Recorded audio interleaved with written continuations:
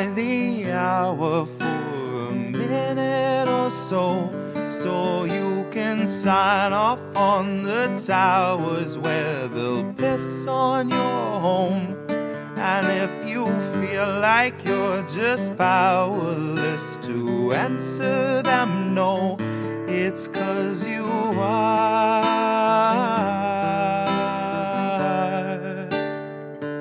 They'll gladly pay you by the hour for a minute or so you can sign off on the towers where they'll piss on your home.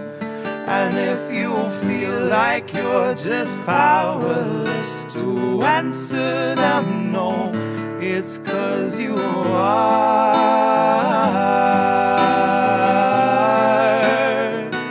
It's 'cause you are.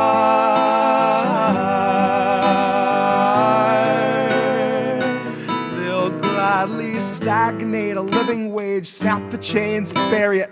Labor slaves in rusty cages dragged behind a chariot, led by Mr. Racial Jungle, Joseph or Iscariot, fighting over scraps as they barrage us all with variants and BuzzFeed clickbait, straight until we're paralyzed, trying to distract us from the concentration camps that Joe had swore he'd close but only chose to amplify, where they got 50-something kids in cages made for 5 to occupy. And no, she hasn't seen the camps, but Harris swears they're paradise. She tells us the facilities are safe, and that right down to the women, they are regularly sterilized. Then she throws her head back and she proceeds to laugh, that sort of heartless cackle you'd expect from someone working steadfastly on behalf of the virus and a Congress full of parasites. And where was I? I was busy cashing every blue check, demonstrating plainly all the narratives expected from the verified. I was busy breeding verbal leeches by the terabyte. Train them to exsanguinate the wealthy while they sleep at night. Bleed the oil barons dry and barren. Say they showed us how to share and now we share alike. Tell them I contracted rabies from a feral mic. Now I'm just another species losing sleep to noise pollution and these glaring lights, forced to change its habits and adapt to just survive. But now it's safe to say that some of us are thriving in the moment, throwing shit on presidential homes beneath the Paris skies. So if you feel like you're just powerless, I guess you bought the lie. But I can tell they're petrified of our collective might, 'cause I can hear those gentrifiers weeping at the sight of our collective rights. And I only can imagine the intensifying fear of knowing revolution's near, and all that's left to do is simply wallow in the thick anticipation of a rabid bite. And baby, one day you can ask your leaders just what that was like before you grab a slice. So if you think you're powerless, allow me now to change your mind. Honey, if you think you're powerless, allow me now to change your mind. See, they'll pay you hourly, tax them each apart, and build a shining tower out of loopholes and cards, and tell you that you're powerless to keep you in the dark, because you aren't, because we aren't.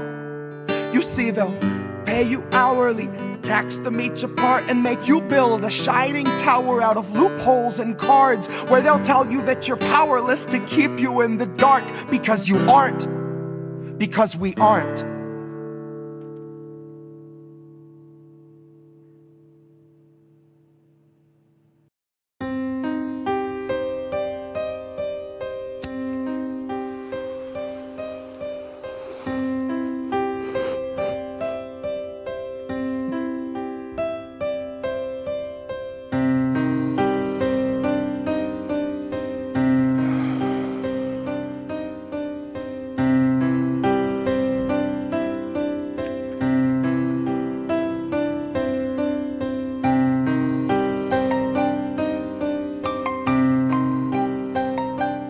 Our society and our world are full of these invented and built up and contrived facades. And sometimes some people come along with a hammer and smash that facade.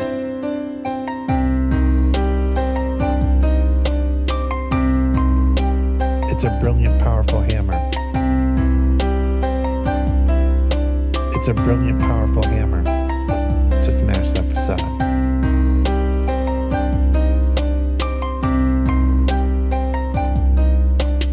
It's a brilliant, powerful hammer to smash that facade.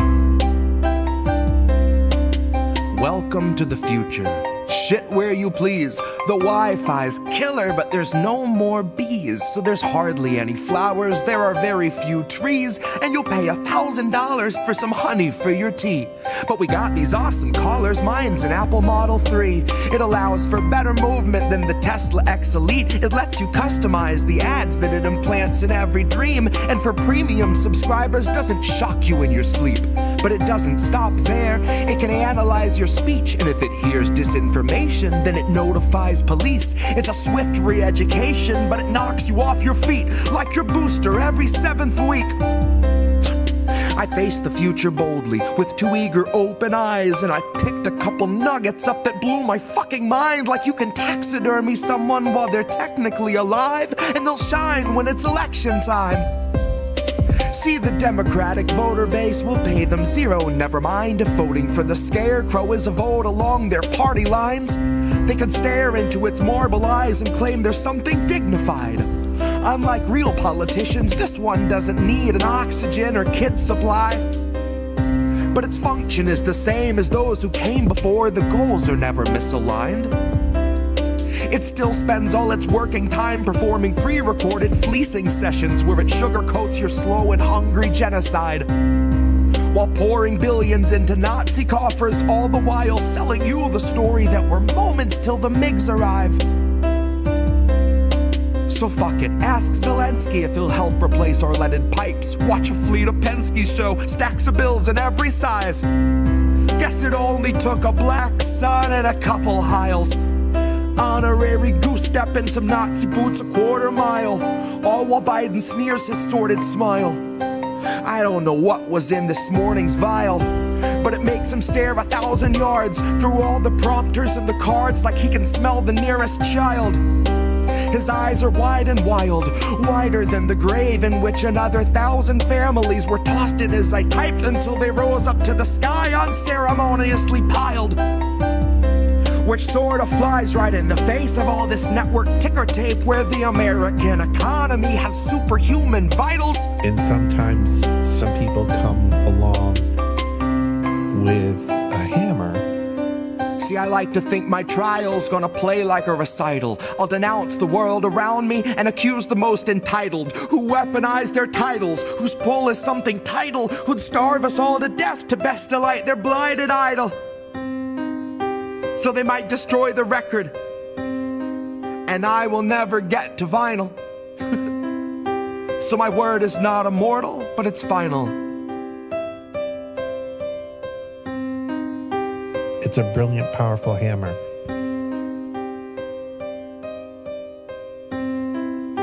It's a brilliant, powerful hammer to smash that facade.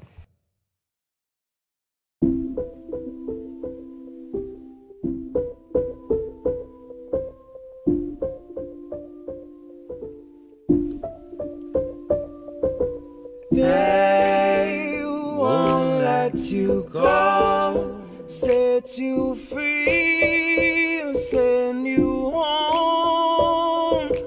Wait, please say you know what you need is what you owed, and they won't let you go, set you free, send you home.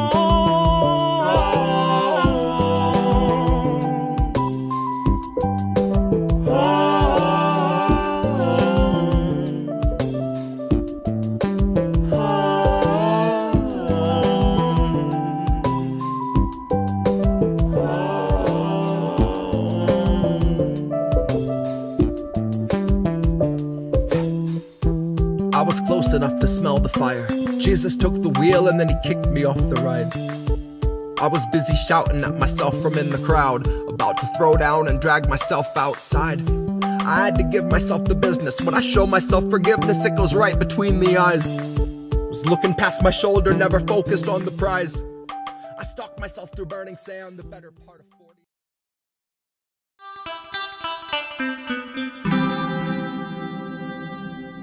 Who are these people? Who are these people? What's up, everyone? It's Indy, as you can probably see from there. But if you're listening on the podcast, you didn't know that. But this is IndieNewsNow live. It's Tuesday night. It's December now. Holy shit. I can't believe we're already into December. How did this year fly by so fast? There's a lot happening right now out there in the world, and it's hard to keep track of it all. I had a conversation yesterday. I don't know, a lot of you who are in chat now saw it last night with Ryan Christian from The Last American Vagabond. That was an INN one-on-one exclusive that we did yesterday, kind of surprise. And we talked a little bit about just kind of how much they're throwing at us and how hard it is to vet a source these days, because it's so hard to get it all right these days. There's so many ops and so many distractions and so many curveballs being thrown at us that they're counting on the fact that we can't possibly pay attention to all of it, and some of it's going to slide by. And then it's about, well, how much do you actually forgive? Because we're all human. Everybody makes mistakes, of course, but and it was a fascinating cover. I love talking to that guy. He's a wealth of knowledge. He's the kind of guy that I model myself after, the way that he does his research, the way that he questions everything, the way he meticulously sources things and relies on that sourcing. And it's like, well, until new information comes into light, I have to believe that this is what it is. But until then, until something changes. So it's given the best information available. And it's hard to tell sometimes, especially because there's a lot of people that are being fed information and get a lot of things right, but occasionally don't. And that's by design, at least the people that are feeding them information. I don't know if I mentioned to Ryan the Stockwell thing, back that CIA co-opts journalists by feeding them stories, but that 1 out of every 5 or 6 is going to be a false flag, is going to be a bogus story. But most of the time they do good work. So they can't really be criticized because, well, they break stories, etc. How do you draw the line and where do you take that? That's funny. Everybody's saying that their stream was freezing. I noticed it on Twitter. It was also freezing. And now I also see that the how do we miss that thing is live for some reason underneath.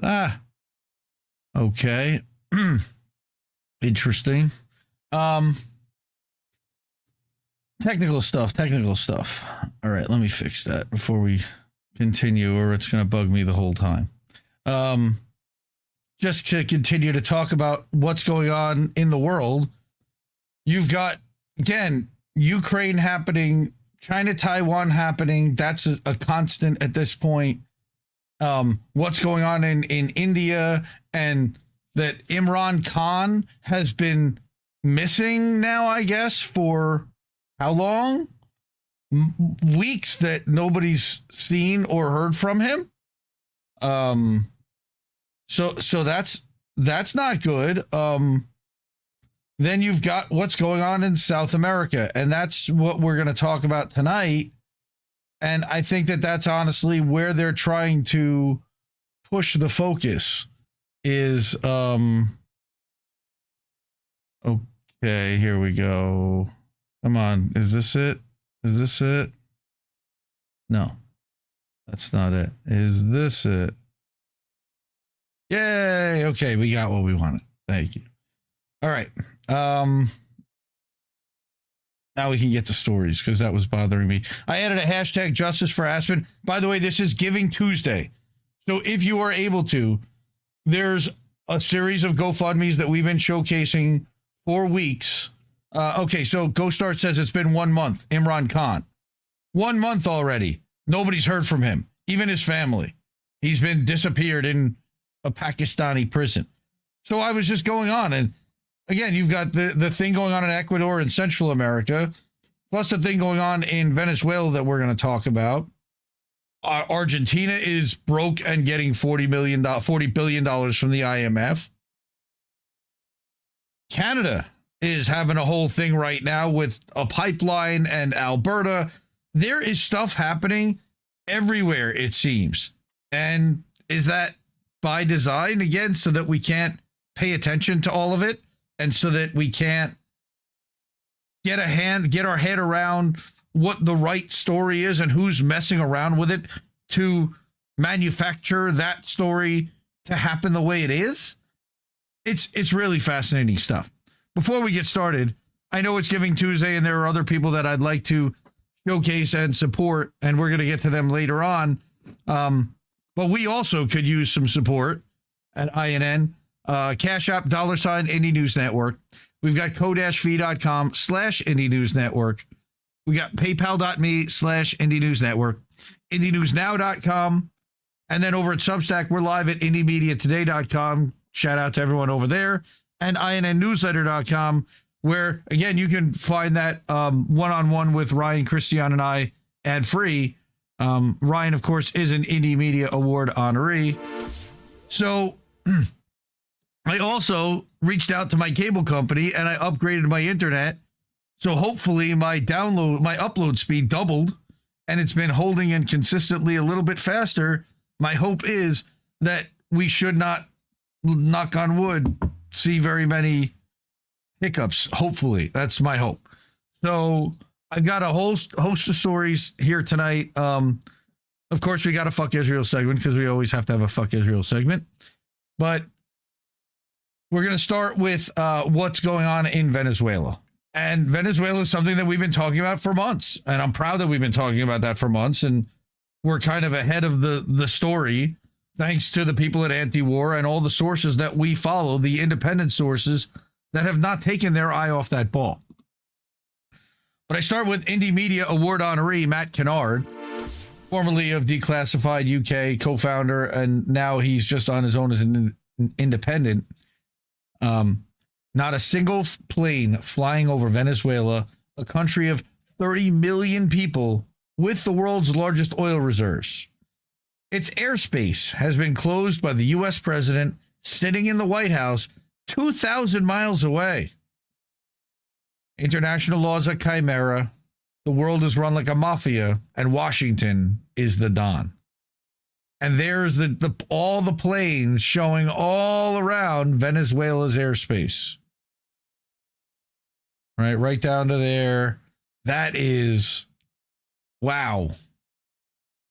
Because if you fly over there, there's a chance that you may end up shot down. And nobody wants to have their plane shot down.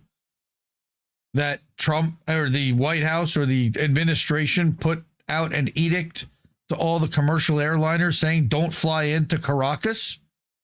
That's a major world capital.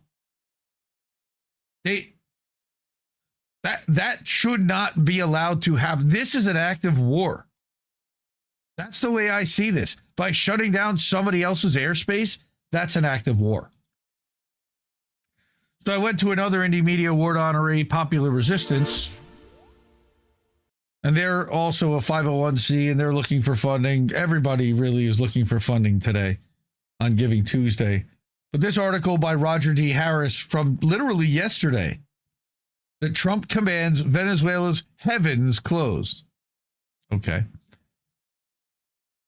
U.S. President Donald Trump ordered the airspace above and surrounding Venezuela closed in its entirety on November 29th. Yet the U.S. has as much legal and moral authority to shutter the skies over Venezuela as the Venezuelans do to close the putting greens at Mar-a-Lago. Yes, that's ridiculous. But not any more so than D.C.'s phony pretext of drug interdiction for their deadly regime change operation against Venezuela. It's nuts. To date, where are we? The Yankee military has murdered over 80 people in alleged drug boats in the Southern Caribbean and Eastern Pacific, but has yet to confiscate a single milligram of narcotics from Venezuela. Strange. The Venezuelan authorities, in contrast, have seized 64 tons of cocaine this year that were being transited through their country and have done so without killing a single person, because killing them was the plan in the first place. However, Venezuela's interdiction pales in comparison to the 400 tons of cocaine smuggled into the U.S., enabled by Juan Orlando Hernandez, according to the Department of Justice. He's a former Honduran president and a right-wing Washington ally. He was convicted in a U.S. jury trial for running his country like a narco state, taking bribes from the Sinaloa cartel kingpin El Chapo, like literally Joaquin El Chapo Guzman. The day before Trump closed Venezuela's airspace as part of his so-called crackdown on drug cartels, he announced his intention to pardon that convicted cartel enabler who's serving a 45-year sentence in a penitentiary in West Virginia. I thought it was Virginia, but neither here nor there. If Washington succeeds at blocking air travel to Venezuela, which it has, the action has an added cruelty because it coincides with the winter holidays when overseas Venezuelans would return home to visit family. Many of these migrants are economic refugees driven from their homeland largely by the U.S.'s unilateral coercive measures designed to asphyxiate Venezuela's economy. The CEO of America's empire has ambitions for vast powers and now claims dominion over the firmaments. Yet, the U.S. Congress has not approved his no-fly zone, not like they have to, we talked about that last week, nor has any international authority such as the UN, and certainly not the host country, which, under international law, quote-unquote, whatever that means, has sole control over its own airspace. Yes, act of war. Even David Deptula, the retired general who enforced a no-fly zone in Iraq, questioned Trump's declaration. Such an act constitutes a blockade and is, as such, considered an act of war. Somewhere I said that. More precisely, an escalation of an ongoing hybrid war against Venezuela. Again, because we want the oil, we're taking the oil, it's all about the oil. Thank you very much. That's really nice. Thank you. No, it's not really nice at all. This offensive has taken many forms: unilateral economic sanctions, coup and assassination attempts, a dual government, diplomatic intrigue, election interference, an astroturfed opposition, and a psychological pressure campaign by a compliant corporate press. Holy shit. The hybrid war is as deadly as a hot war, having taken over 100,000 lives by denying essential food, medicines, and fuel to the most vulnerable, according to a UN special rapporteur. Okay. Washington's quarter-century siege of Venezuela has failed in its objective of regime change so far. For the imperial hegemon, the success of the Venezuelan resistance has led it to push its campaign to the brink of military invasion, with the no-fly zone declaration serving as an ominous harbinger. They've been saying that they're going to send ground troops in there. It's just a question of when. I mean, they're trying to antagonize, I believe, in order to provoke a response so that they can then claim that they were unprovoked and that they were attacked unprovoked, which is hilarious. The political leadership of Venezuela's Bolivarian revolution includes Maduro, Interior Minister Diosdado Cabello, no relation to Kit, and Defense Minister Vladimir Padrino Lopez. These officials are distasteful to Trump and Rubio. The State Department designated them as leaders of a foreign terrorist organization, the Cartel de los Soles, that doesn't really exist. But then again, the current U.S. president is distasteful to 60% of his constituents, and the so-called Cartel de los Soles doesn't exist, as I just said. And that's a link to an anti-war article about that. In 2002, the U.S. backed an abortive coup that attempted to overthrow then-President of Venezuela, Hugo Chavez, who was restored to power by a spontaneous uprising of the people. That event had a century-old precedent, as Venezuelan-Canadian sociologist Maria Paez-Victor recalls, that in 1902, English and German gunboats attacked Venezuela with their Marines invaded. The Europeans were demanding payment of outrageous loans that their banks had forced upon the country. The president at the time, Cipriano Castro, had no money and had hardly any armed forces, but he appealed directly to the people in a proclamation that became a historic monument to the love of Venezuelans for their country. Its opening sentence is a call to defend the land from invaders. Venezuelans, the insolent foot of the stranger has profaned the sacred soil of our homeland, quote unquote. People rushed with whatever arms they could lay their hands on. Even our newly sainted Dr. Jose Gregorio Hernandez, a veritable man of peace, rushed to give aid to the wounded.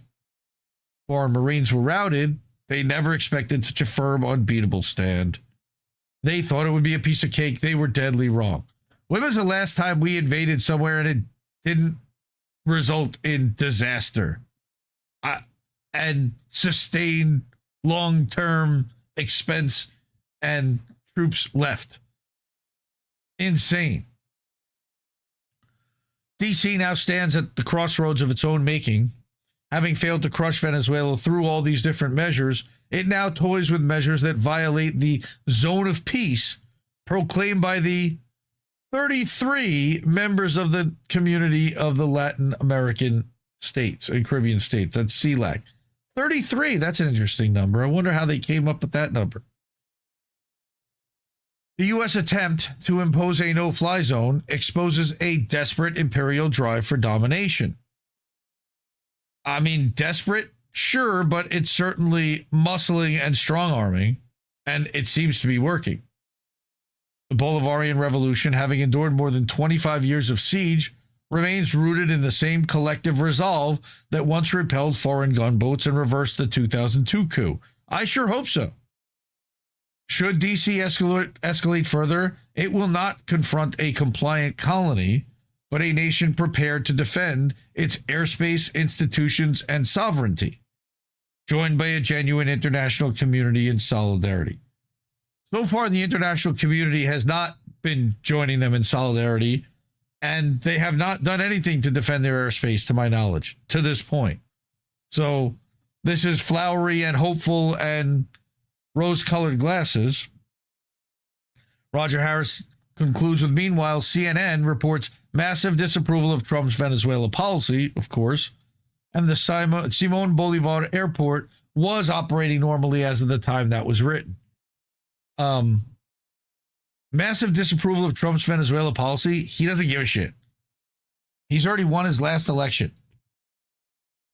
And I don't believe the Steve Bannon stuff. He doesn't care. All he cares about at this point is enriching his own family and making sure that they get out of this presidency with no lawfare attached to them and set up to support their benefactors for the next couple of decades, because the Democrats are a complete mess on top of it. Nobody else can get their stuff together. These guys have bought off half the election software already, and they have people in a lot of positions of power, including 2/3 of the Supreme Court. So they should be able to run the table for a while, unfortunately, if you look at it from an objective perspective. In Springfield, they're eating the dogs. Yeah, I don't think so. I mean, some people said they were. I don't know if that's really the case or not, but that certainly was Trump's point at the debates, and it got people's attention. It certainly worked. He's a carnival barker, I'll tell you that. Well, positions like that certainly won't get us remonetized. Wow. Sorry. Won't get us remonetized by YouTube. Um, I just saw something put up there. Let me get through this.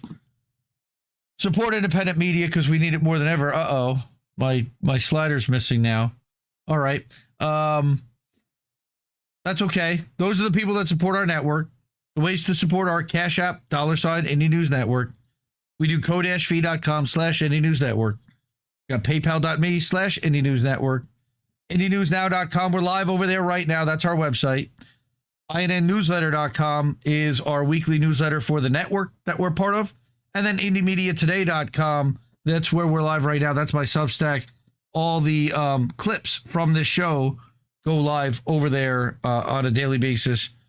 Original articles. I actually, again, wrote one last week about the state of labor reporting in this country, which sadly is pretty bad, in my opinion. But I did want to put this up that I saw Talking Wombat. It's important to note that China is presently Venezuela's #1 oil customer. Do you think that provides the U.S. any impetus to control Venezuelan oil? Maybe, but I think that, yeah, definitely they want it instead of China. They want to be able to control world oil pricing. Go start over on Rumble. Also, Imran Khan's family clarifies that he is not dead amid swirling rumors. That's good. He has alleged that he's being brutalized inside the prison, supposedly on the orders of the army chief, and that's not good. But it's glad to hear that he's actually alive. And Dissent in Bloom was saying the same thing, that it gives them leverage over China, who imports most of Venezuela's crude. Agreed. That is a benefit. But I think that the big part of it is that the U.S. oil companies want access to those reserves first and foremost. They want to tap that. And they want to be able to set the global price and control the global price of oil and be able to manipulate it as much as possible based on what they're buying. So, fuck the Trump administration for that. Desert Mantis is over on Odyssey. I've got Odyssey working. And yes, we can put Odyssey chats up here. We can put Substack chats up here. I'm going to do a tech tips show on Thursday night. And I'm going to show you the tool that I use to do that, called Social Streams. Very cool. Neilio Nostrum, welcome to the stream, sir. Yes, we could do better reporting on labor issues. It's a depressing topic. The working class is not so proletarian as we would like. The unions are a mess. The unionized are willfully ignorant. Totally agree with all that. But what's missing in my mind is the perspective of the worker. Not enough people are talking to the people that are actually making the things, that are on the factory floor. And the managers that are on the factory floor that aren't necessarily the union leadership, that are seeing the real problems every day. They want to tap that. Yes, they want to tap that oil. They want to tap that oil, but it's very dirty oil. It's very dirty. It needs to be refined. We have to refine it. It's very sandy, very dirty oil. Very dirty. Odyssey did stop taking USD. That's an interesting thing we can talk about on Thursday night as well. That this new move that they're going toward USDC, which is Circle, and toward a new crypto platform. I talked with Ryan a little bit about it. They're working with the Independent Media Alliance to set up what their new thing called Portal. And that is very similar to Substack, is actually, it's my understanding, in that you're going to be able to publish and live stream, and it'll be more video focused than writing, but still you'll be able to write. I think you can do it there now if you want. But I did want to get to talking about Ecuador. And I don't know much about Ecuador, I'll be honest. This is Honduras. This one isn't even Ecuador, but it's election interference in down in Central America. See, I don't even know which story I was talking about. Ecuador is a whole other thing. But Honduras, I rely on Arturo Dominguez, decolonized journalism, for reporting when it comes to South and Central America, Latino perspective, Latin American perspective. He's got family of all shapes, sizes, and colors, he claims. And he says, And I think that he's got a really interesting independent perspective. He's written for Unicorn Riot and other independent outlets as well. But support him. I'm a paid subscriber over at Decolonized Journalism. All right. And he writes that the U.S. is being called out for election interference in Honduras. All right. And here's why candidates in Honduras's upcoming elections are calling out the U.S. for interference. What? Go figure. I'll give you two guesses. Maybe it's because they want to put an Israel-friendly puppet that will do whatever the CIA wants them to in U.S. government. Maybe. Let's see. On Thursday, the House Foreign Affairs Western Hemisphere Subcommittee held a hearing called Democracy in Peril, the Fight for Free Elections in Honduras. The hearing was suspiciously broadcast to Honduras. The subcommittee chair and anti-Cuba hardliner Maria Elvira Salazar from Florida is no stranger to meddling in Latin American countries' internal affairs and insulting world leaders that she disagrees with. She, like most in Congress, believes that she has the power to dictate what other countries should do and who should lead them. I love that. In the first few minutes, Salazar highlights her bullying style of diplomacy while spreading misinformation and making unsubstantiated allegations against many leaders and candidates in Honduras' elections. What becomes very clear from the very beginning was that she was promoting her preferred candidate while declaring, I'm not telling you who to vote for. And I'm not going to play the tell us her stuff. So he talks a little bit about the candidates here.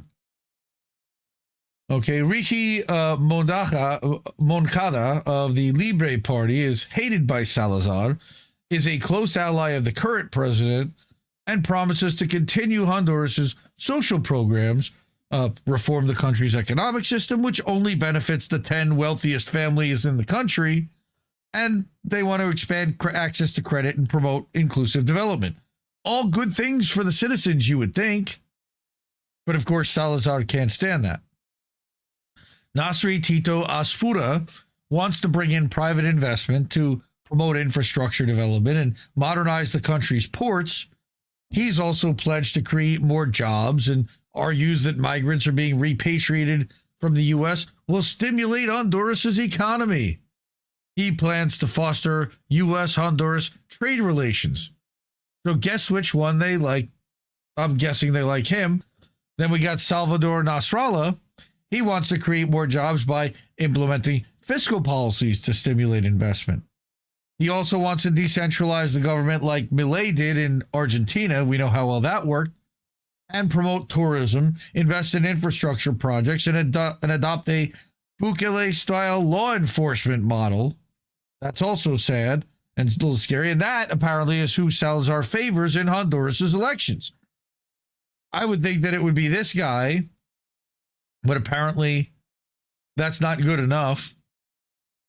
Salazar opened the meeting by comparing the current Honduran president, Xiomara Castro, to what she declares to be murderous dictators who were elected into office. Weird.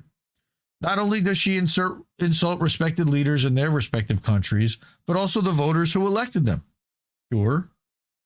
What she does and how she promotes U.S. interventionism is ignored in the U.S. media, but her polarized and hyperbolic rhetoric does not go unnoticed in Latin America.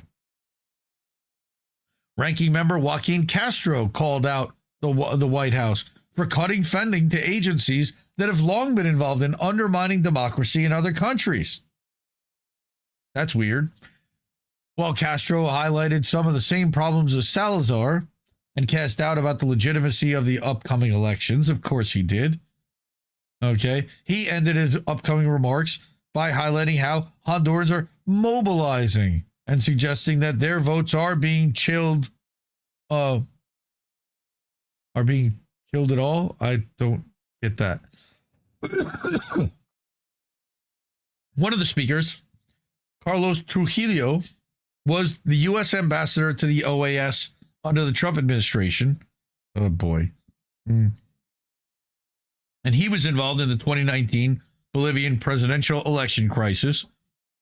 when he pushed the OAS election monitoring team to report widespread fraud. His actions contributed to the coup of then-President Evo Morales, which led Elon Musk on Twitter to then say, "We can coup whoever we want." Morales was promptly re-elected in later elections. So they called a fraud. There wasn't a fraud. They had a revote, and Morales ended up winning again. Trujillo's involvement in Bolivia's elections highlights just how easily the U.S. will declare electoral fraud in Latin America and manufacture evidence to make its case. Additionally, he supported additional sanctions against Cuba that were referred to as lethal. Again, they just want a puppet, somebody that will go along and sign off on whatever the U.S. wants to do. His appearance at the hearing was intentional due to his specific bias against much of Latin America and its leaders.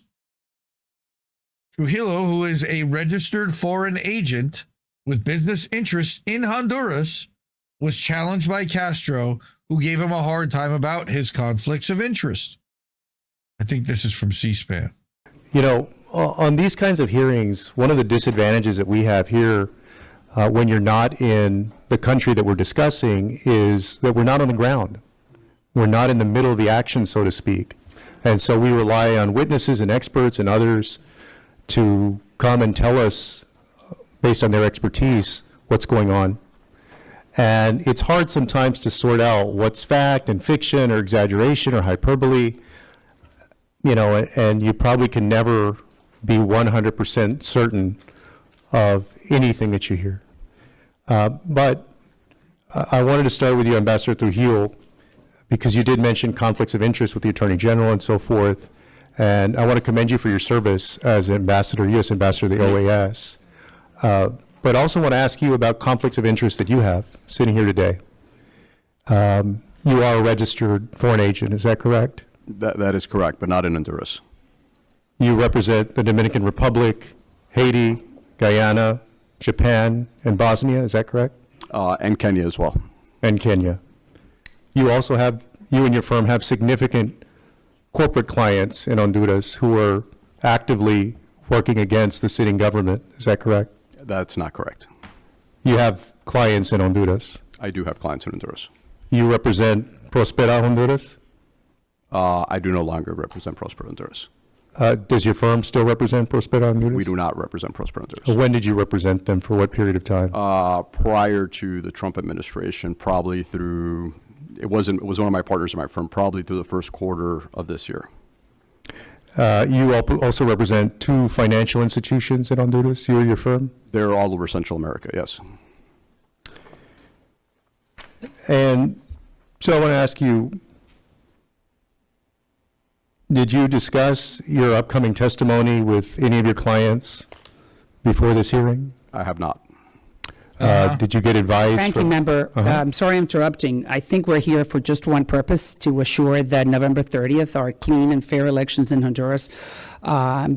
Ambassador Trujillo may have many clients in Honduras, but that does not mean that he does not want the best outcome on November 30th. So I would think we should just concentrate on finding out what's really happening right now and how we can preserve the integrity of those elections. Oh, Chairwoman, I've never interrupted your time, and you've never interrupted my time.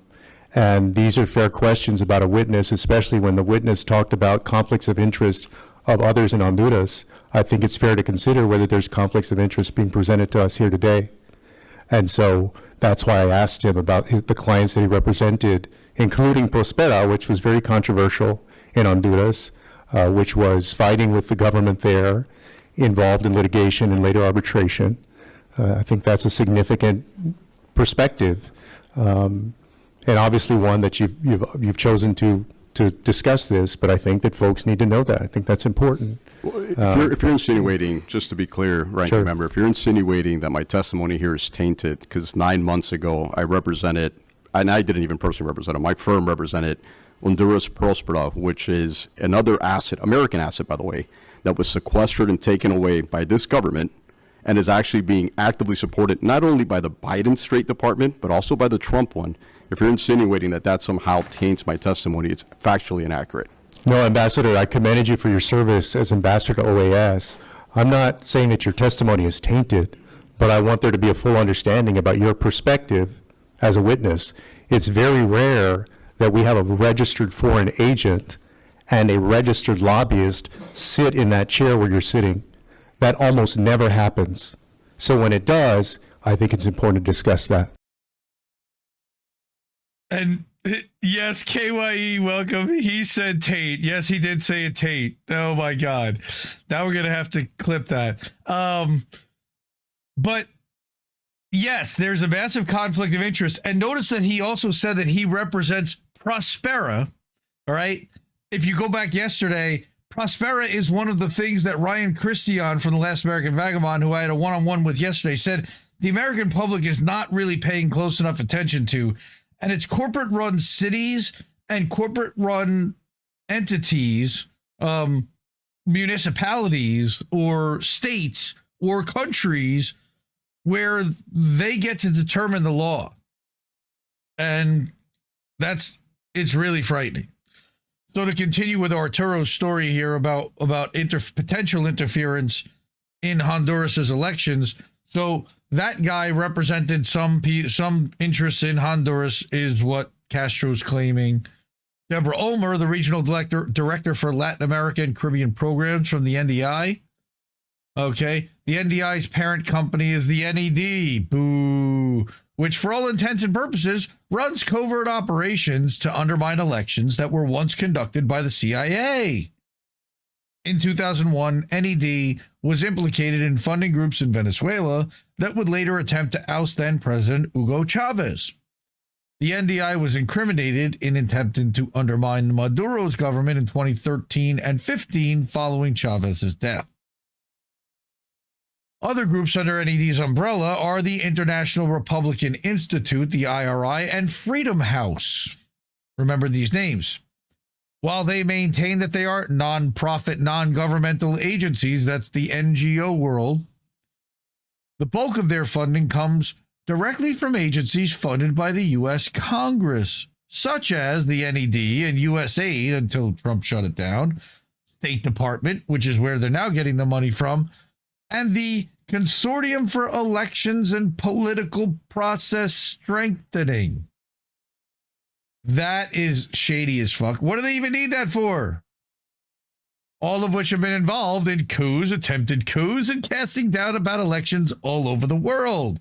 By the way, we reported a couple of weeks ago that Edison Research, what's the major exit polling company, was just sold to a much larger market research firm. Enrique Roig, Vice President of External Affairs at Human Rights First, laid much of the concern about the Honduran election on the Trump administration's cuts to the aforementioned problematic agencies, suggesting that the doubts being cast largely stem from the U.S. and hearings such as the one he's participating in. Sure, they're the ones that are causing the problem, so yes. While Roig criticized the White House, he appeared more concerned with the agencies behind coups all over the world not having the money to do what he expects them to do in Honduras. I don't want them cooing governments all over the world. Sorry. All right. And how this is a longer about 2 minutes. Both of you emphasize the importance of independent electoral institutions. Given the deadlock inside the National Electoral Council and the political pressure facing the Tribunal for Electoral Justice, what are the most urgent steps Honduras must take in the next 10 days to restore minimum public confidence in these institutions? There's 10 days left. What has to happen? Thank you. The independence of the Honduran electoral institutions are vital. And that is not only of the National Electoral Council, but it's also the Electoral Justice Tribunal. They both have important results. One who administers the results, the other who adjudicates any challenges. But it's critical that these institutions are able to fulfill their mandates and ensure credible and transparent elections. I commend the CNE for accrediting, I think, a record number of domestic observers The Hondurans are doing their part.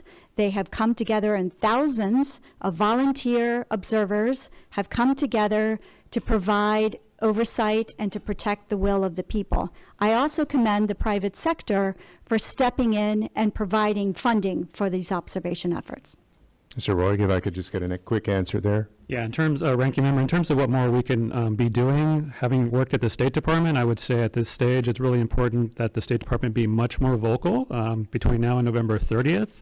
The silence has been deafening, and so to the extent, I know you tried to get a witness here today, but I think that the State Department has a critical role to play in demonstrating that it is watching what's happening and showing vigilance over this process. Why? And so I would hope that they would take that to heart. How is it any of our business? Thank you. Wait a minute. Okay, so that guy is clearly a spook, by the way. He's a spy. All right, he's a State Department version of a spy. That's what spies look like now. They have nice hair, and they wear ties, and they sit in hearings, and they sound very professional. That guy's a fucking spy. That guy destabilizes governments and spends our money to do so, and then acts like he's legitimate.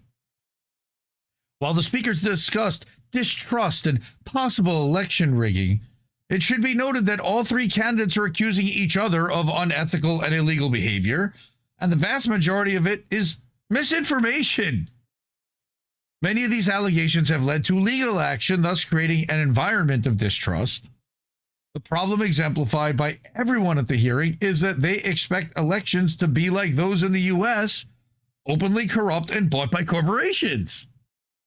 When a country does things differently, there will always be opposition from lawmakers who are influenced by biased and dishonest brokers who operate with ulterior motives tied directly to their funding.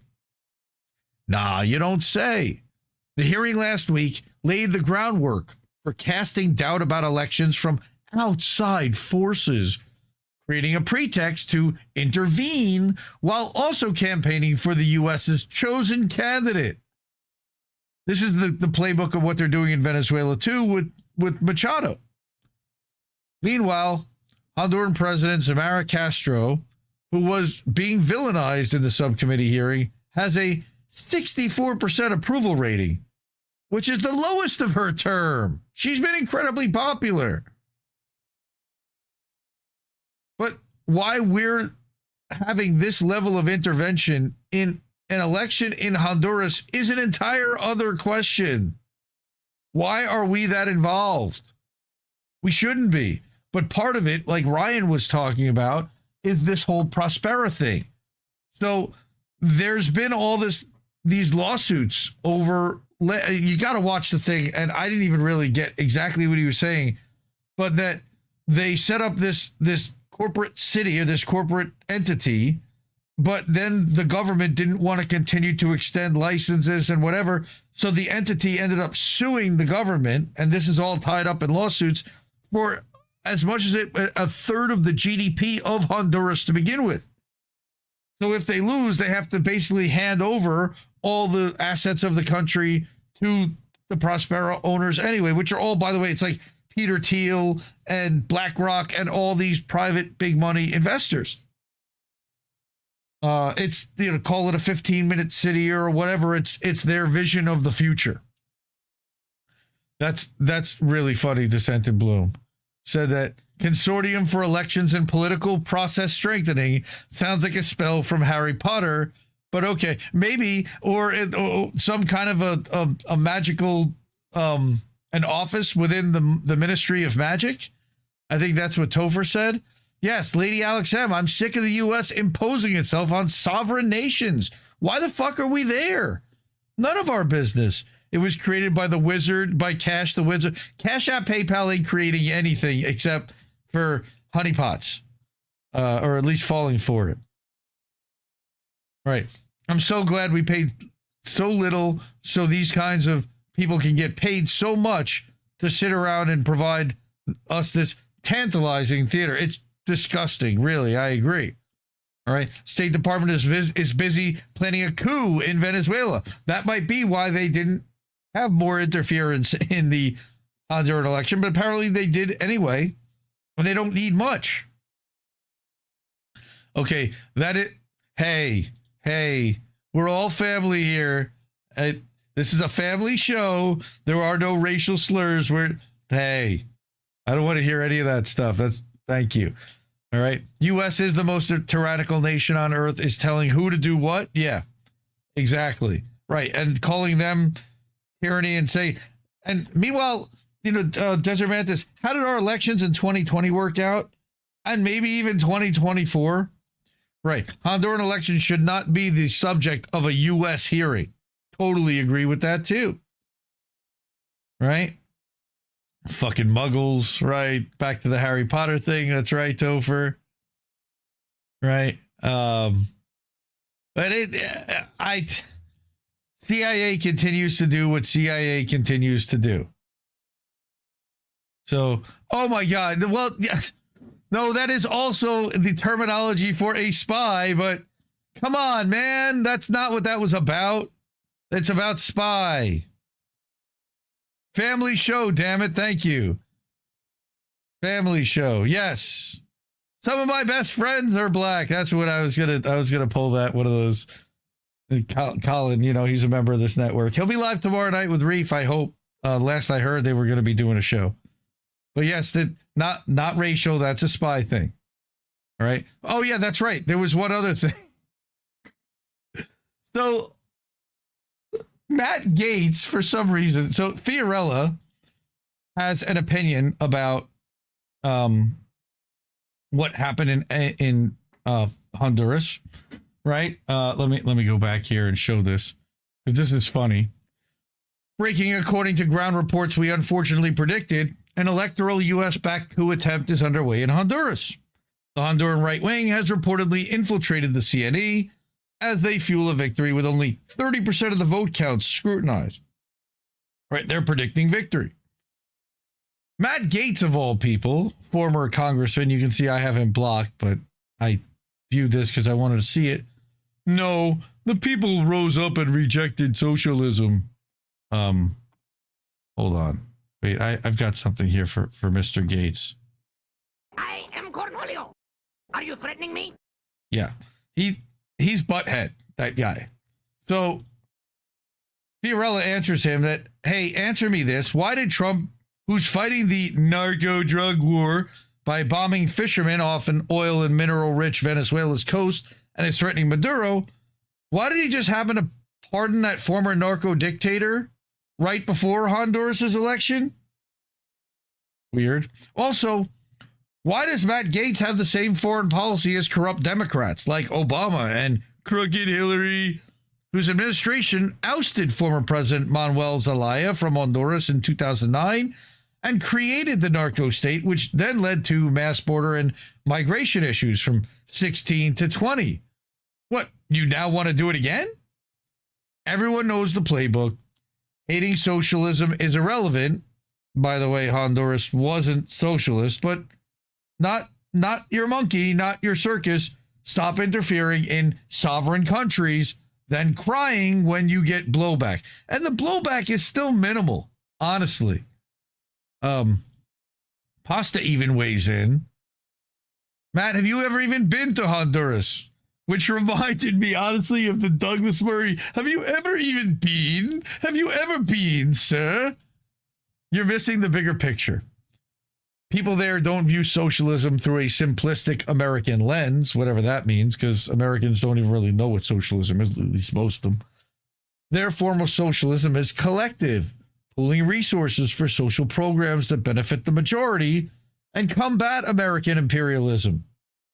A visit to Honduras would give you a clearer perspective. What we're seeing is another U.S. coup. So, yes, Pasta, agreed. Friend of the show, Indie Media Award honorees, Pasta and Fiorella from Truthwire. It is a U.S.-backed coup. That's what we're seeing. According to GoStart, there is still no official winner in the presidential elections. With 68% counted, Nasrallah leads with 40%, followed by Asfura with 39.71, according to Grok. Grok, is this true? No. I don't believe any of it right now. I don't believe the counting software. I believe we're going to get whatever puppet they decide they want to put in power, and the people will tolerate. If it doesn't cause a mass uprising, that's who they're going to end up with. My guess is that it will be either Nasrallah or Asfura, and either way, it's going to be better for the private land developers and not necessarily for the citizens of Honduras, according to what I'm hearing. Again, I'm no expert on Honduras. I rely on the people who report on the region, who know the people in the region, who have connections in the region. People like Fiorella, people like Arturo Dominguez, so support independent media. That's what we do here. These people have already done that, and they're supporting INN. They've thrown us a couple of bucks. Thank you to everybody who's done so. And recently we had Wishigo and Donna Everett. And just this past week, I saw that Kieran hooked us up and Topher hooked us back up. And everybody has been so generous. Thank you. Again, it's Giving Tuesday. So if you're able to, again, Cash App $, Indie News Network.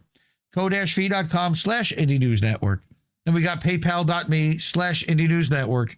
Name of the show is Indie News Now Live. We actually have a website called IndieNewsNow.com. You can go there, read a whole bunch of independent news, ad-free, watch this show live on a section that says Watch Live. You can get merch. There's a link to the merch stuff. There's a link to more of about the network. And then you can even break the content down by videos or articles or just podcasts to listen to. So really cool stuff over at Indie News Now. We're live over on Substack, also at IndieMediaToday.com. And I also publish INN newsletter for Indie News Network. So you can subscribe to either one of those places, support with a monthly or annual contribution to either one of those. Thank you, really, to everyone that does that. Descent in Bloom also hooked it up last week. She's in chat. Thank you, Descent in Bloom, who's also an incredible independent journalist and supports this network that amplifies independent journalists. So really gracious and deeply appreciate that. No, we're going to get to Chanda on her GoFundMe tonight. I have a whole section at the end of the show where we're going to get to GoFundMes for Chanda. We're going to get to a GoFundMe for Aspen Martin, Halo Benson's daughter, and then also for Nataliya, Anthony Malecki's sister-in-law. We've been talking about them every week, and we're going to continue to. Also to reinstate Charlie Mack's account. Yeah, we love Chanda. And Chanda was home for Thanksgiving. I've got some pictures and some Facebook posts from Thanksgiving. Fuck cancer. That's right, Sean. Sean would know too. But I've got some actually like happy pictures and a little bit of positive news, considering, it's as good as we can hope for. Every day is going to be a challenge, and we never know what we're going to get. All right. Time for Fuck Israel. Reeve said that I should actually ask Jesse Jett to make me a Fuck Israel little intro vignette thing so that I can play that every time he had started to do some lounge music. I wasn't thrilled with that, but it would be funny to have something because we do have to do this segment every week. And I've got a few things that are just absolutely fucking horrific. So we'll start with Professor Asal Rod. She's outstanding independent journalist as well. She loves to correct the headlines in corporate media. And apparently the orders went out last week.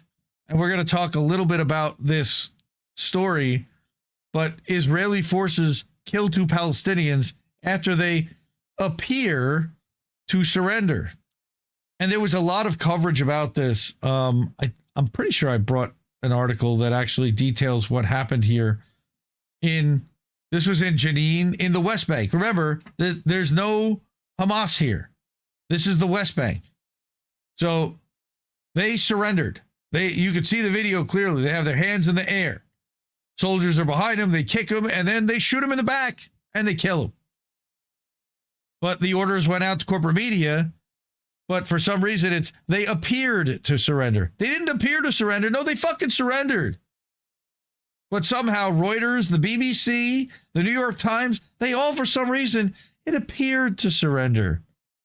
WAPO, too. Fuck all you guys. This is why corporate media is garbage. Right? To cast doubt. 2 Palestinians were executed in Jenin this morning. All right. After surrendering, none of the soldiers flinched. Business as usual. Here it is. They order them to get back under the thing, and as they're climbing back under, they shoot them. Then they put their hands up like, what do you mean? What happened? Then they use their heavy equipment to pull the door right down on top of them, just in case they weren't already dead.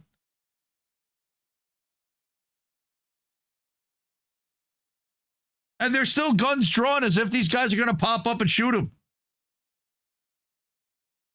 Out of their fucking minds, these people. Unspooled.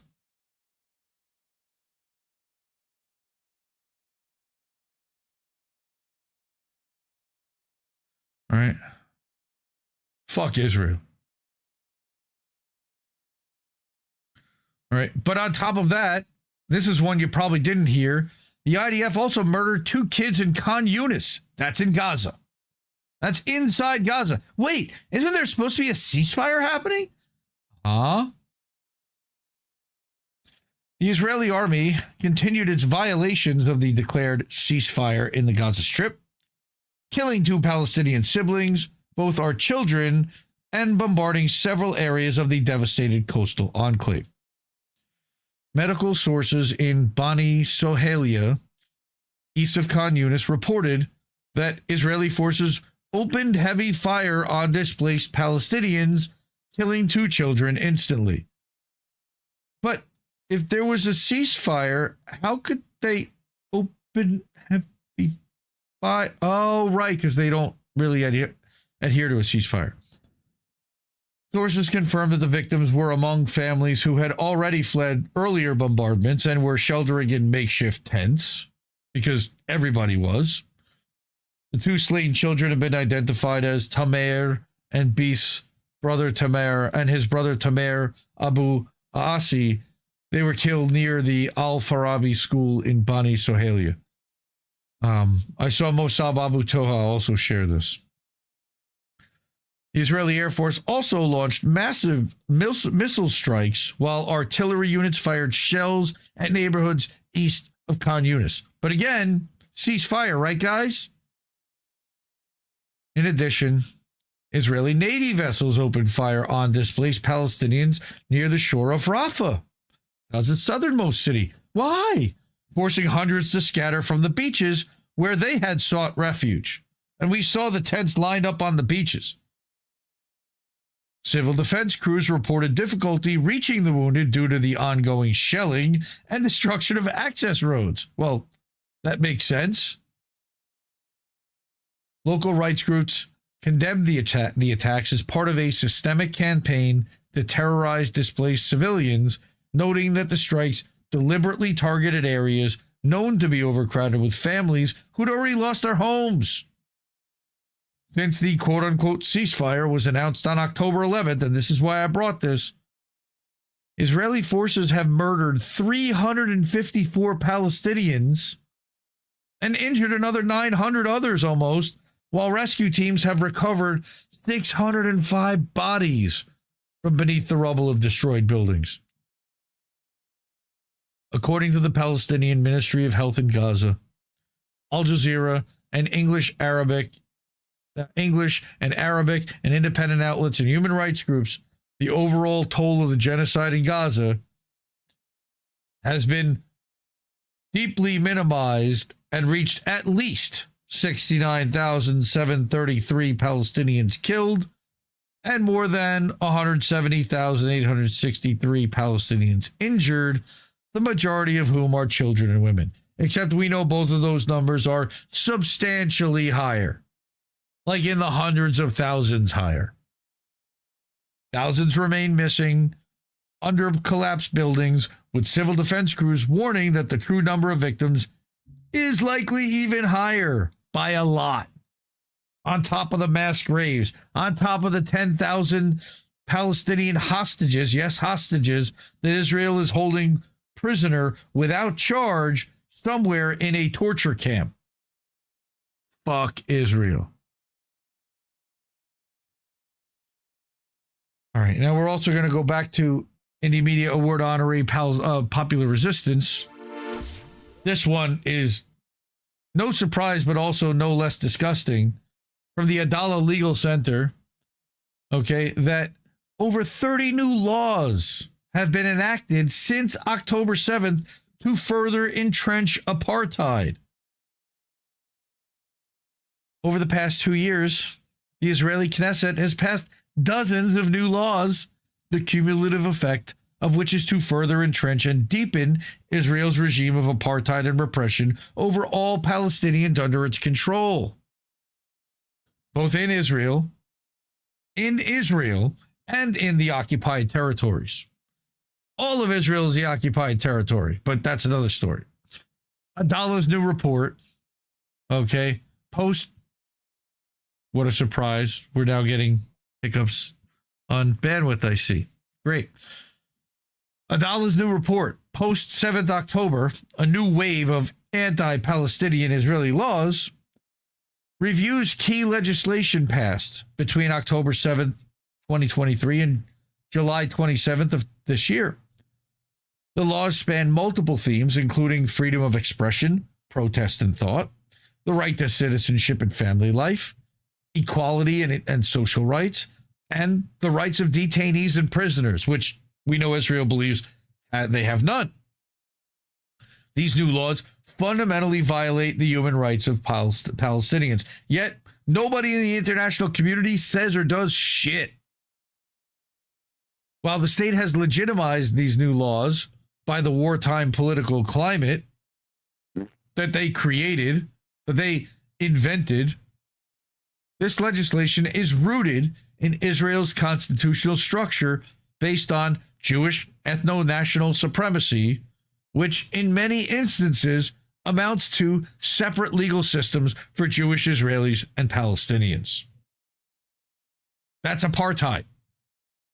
The laws reflect and are the manifestation of the 2018 Basic Law, Jewish nation state.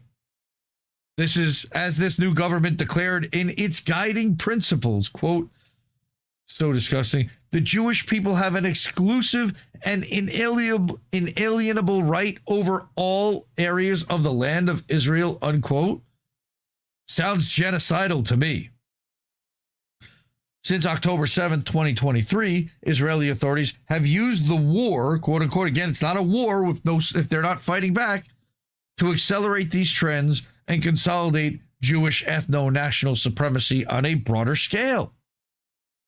This new report builds on Adala's October 2024 position paper, which reviewed 8 bills, most of which were later enacted into laws. What a surprise. The laws were covered in these reports to join the laws already documented in Adala's discriminatory laws database, bringing the total to about 100 discriminatory laws. Imagine in this country if there were 100 laws on the books right now that were discriminatory against Native Americans. Because that's the comparison you need to draw here, where we've stolen their land, pushed them further and further into smaller places, and then said that they can't operate in XYZ. And I guarantee you, Inhumans of late-stage capitalism is probably screaming at their computer at me right now going, that's exactly what they fucking done. They freed Leonard Peltier earlier this year, but that is exactly what they fucking done. But imagine that in 2025, we were passing new laws to further persecute and create an apartheid state against Native Americans who have their poor community outside of the casinos and the land that they own, but they're not doing well financially compared to the rest of a lot of other communities. So to go after them, why? Like, it's either racism, it's punitive, it's bullying, it's imperialistic, and it's disgusting in every way, shape, and form. The report identifies key legislative trends. First, It documents the new amendments and the expanded use of the counterterrorism framework, which in practice is applied almost exclusively to Palestinian citizens of Israel and Palestinian residents of East Jerusalem. Except we've seen all of the Israeli residents that have the settlers that have terrorized Issa Amro's house, for example, that have gone through the streets with pogroms led by Ben Gvir and terrorized Palestinians living there. The vague definitions of terrorist act, quote unquote, and terror organization in the 2016 counterterrorism law and the subsequent amendments have become key tools for suppressing Palestinians' freedom of expression, especially since October of 2023. Another trend channels enormous state resources for Jewish Israeli reservists into new privileges, tax, welfare, higher education, employment benefits that by their nature exclude Palestinian citizens of Israel. The report also, and again, why there's any Palestinians that would want to live peacefully alongside Israelis in that land where they're already given second-class status. They're not actually given citizenship. They're not given right of return. They're just allowed to live there until the IDF decides they want to take their house. The report also highlights the institutionalization of temporary emergency measures, repeatedly renewed or made permanent, enabling widespread violations of detainees' rights and punitive conditions against Palestinian prisoners held in Israeli custody. Why are we tolerating this? Why is the world tolerating this? Well, this was never the plan. At least I didn't think that was the plan. Right? The report also concludes that the Israeli legislature is consolidating a dual legal regime that privileges Jewish Israelis while systematically violating Palestinians' rights. However, unlike historical systems of racial or religious supremacy, such as the apartheid South Africa or Jim Crow South in the U.S., most of the Israeli laws cited in the report use neutral legal language. Their legislative history and application, however, demonstrate the systematic targeting of Palestinians. So it can be applied universally if they want to, but they're only applying it to Palestinians. These laws criminalize legitimate political expression, authorize deportations of Palestinian families to where I don't know, block Palestinian family unification, permit the dismissal of Palestinian teachers, revoke Palestinian families' social welfare benefits if their minor children are convicted of what's characterized as security offenses.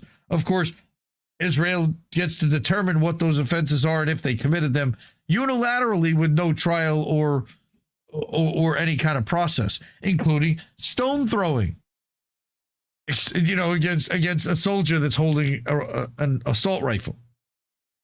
Expand detention powers and prolong detention, restrict access to legal counsel, and close independent media outlets, because God forbid anybody got the real story out, right?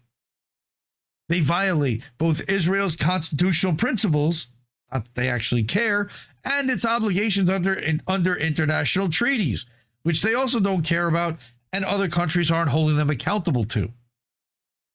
In the occupied Palestinian territory, they further breach Israel's duties under international humanitarian law because they are responsible for the welfare, well-being, and health of the Palestinian people in those territories as well. It's wow. The report references that July 2024 International Court of Justice advisory opinion, which found that Israel's prolonged occupation is illegal and that discriminatory legislation constitutes a breach of the prohibition on racial segregation and apartheid under Article 3 of the International Convention of Elimination of All Forms of Racial Discrimination, the CERD. All right. I thought Israel had signed off on that, but you can wipe your ass with the treaties that they've actually signed off on and agreed to, because they're not adhering to any of it. And again, there's no accountability for it. There should be a full blockade of Israel right now, because they're already doing it to the Palestinian people. Why should it help? Why should the Israeli people be able to have goods flow freely? It also situates these new laws within Israel's ongoing genocide in Gaza, including measures restricting UNRWA operations and humanitarian aid, directly violating the ICJ's provisional measures in the South Africa v. Israel case. And we saw that the guy who used to run the IDF, who used to run Unit 8200, he admitted that he had done like a blackmail for hire. I mean, a campaign, a smear campaign coordinated against the ICJ. Other laws, such as the Unlawful Combatants Law, enable arbitrary detention and enforce disappearances, contributing to the systematic repression of Palestinians detained in Israel from Gaza. The closure of media outlets, again, such as Al Jazeera, serves to conceal atrocities and prevent scrutiny of state violence, and allow them to control the narrative. Adalah also documents additional pending bills, many of which are currently before the Knesset in its session that began at the end of October, that would even further erode democratic participation and equality. They're just ripping the mask off. There's nothing democratic about them, except what they call themselves. These pending bills would expand the grounds for disqualifying Arab Knesset parties and candidates, bar the employment of teachers holding degrees from Palestinian academic institutions. They'd be able to dismiss university staff based on political views. That's already happening here. Fuck Israel for that. Entrench West Bank annexation through jurisdictional changes. Fuck that. And tax foreign government funding to human rights NGOs, among others, which further discourages human rights NGOs from funding this stuff. A separate bill, and Reef and Colin covered this a couple of weeks ago on INN News, mandates the death penalty for killing an Israeli citizen out of, quote, racism or hostility toward the public, unquote, aiming to harm the state of Israel and the revival of the Jewish people in its homeland, unquote, even if it's your homeland first that they're stealing. Taken together, these legislative initiatives reveal that this Israeli government and parliament continue to act in defiance of the state's constitutional commitments and international law, whatever that means, reinforcing a regime of apartheid and deepening the denial of Palestinian collective and individual rights. Netanyahu does not want to acknowledge that a Palestinian even exists. So yeah, agreed with all of that. Fuck Israel. All right. I also brought an article from another Indie Media Award honoree, Ricky, over at Council Estate Media. Okay. Google Trends. Now, this one's crazy. Now, I don't know if everybody was paying attention to what was going on during the holidays, but there was this DC shooter, an Afghani guy shot two National Guardsmen in DC, one of whom ended up dying. And turns out he had worked with CIA in Afghanistan when he was a teenager. They had brought him here, and there was a lot of smoke there. But here's the thing. This is weird. Google Trends for DC and Tel Aviv expose another CIA Mossad assassination? What? In a weird coincidence, Google data shows that someone searched for Ramanullah Lakanwal before he carried out the shooting of two National Guardsmen in DC on November 26th. How is that possible? The below data shows that on November 25th, there was a spike in searches in the District of Columbia, where DC is located. There were smaller numbers of searches the following day. And again, that's the 26th. But why were people searching here and here on the 25th for his name? That's not exactly a popular name. These figures don't show the number of searches performed,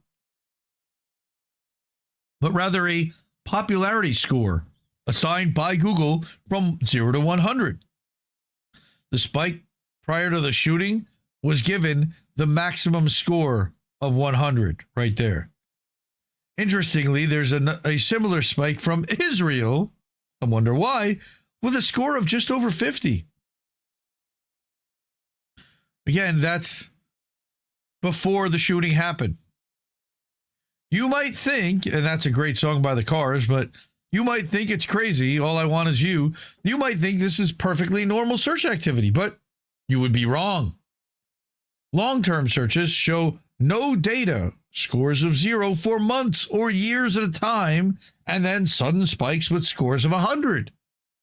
For example, we found spikes in Israel and the UK around the same time in 2023 and 2024. Remember, these things can be planned way in advance, and they can involve multiple intelligence agencies. Here's a sudden spike on the 16th of October in the UK. Again, that's the guy. Why are they searching this guy on October 16th in the UK? Like, to the point that it's causing a 100 level interest from Google. Here's a spike from Australia on the 27th of October. Now, it could be that somebody was using a VPN and setting this guy up. But it seems like this is more than one person here. The Twitter thread shows multiple users sharing their findings in the comments, corroborating the above. You might think this is just conspiracy theory nonsense and nothing to see here, right? Well, you're kind of right, because Google memory hold it and has erased most of the search data. Because they usually do that, right? The search function is up and running for long-term data for any location over the past 5 years, but many of the spikes are gone. Some of the older results are still showing.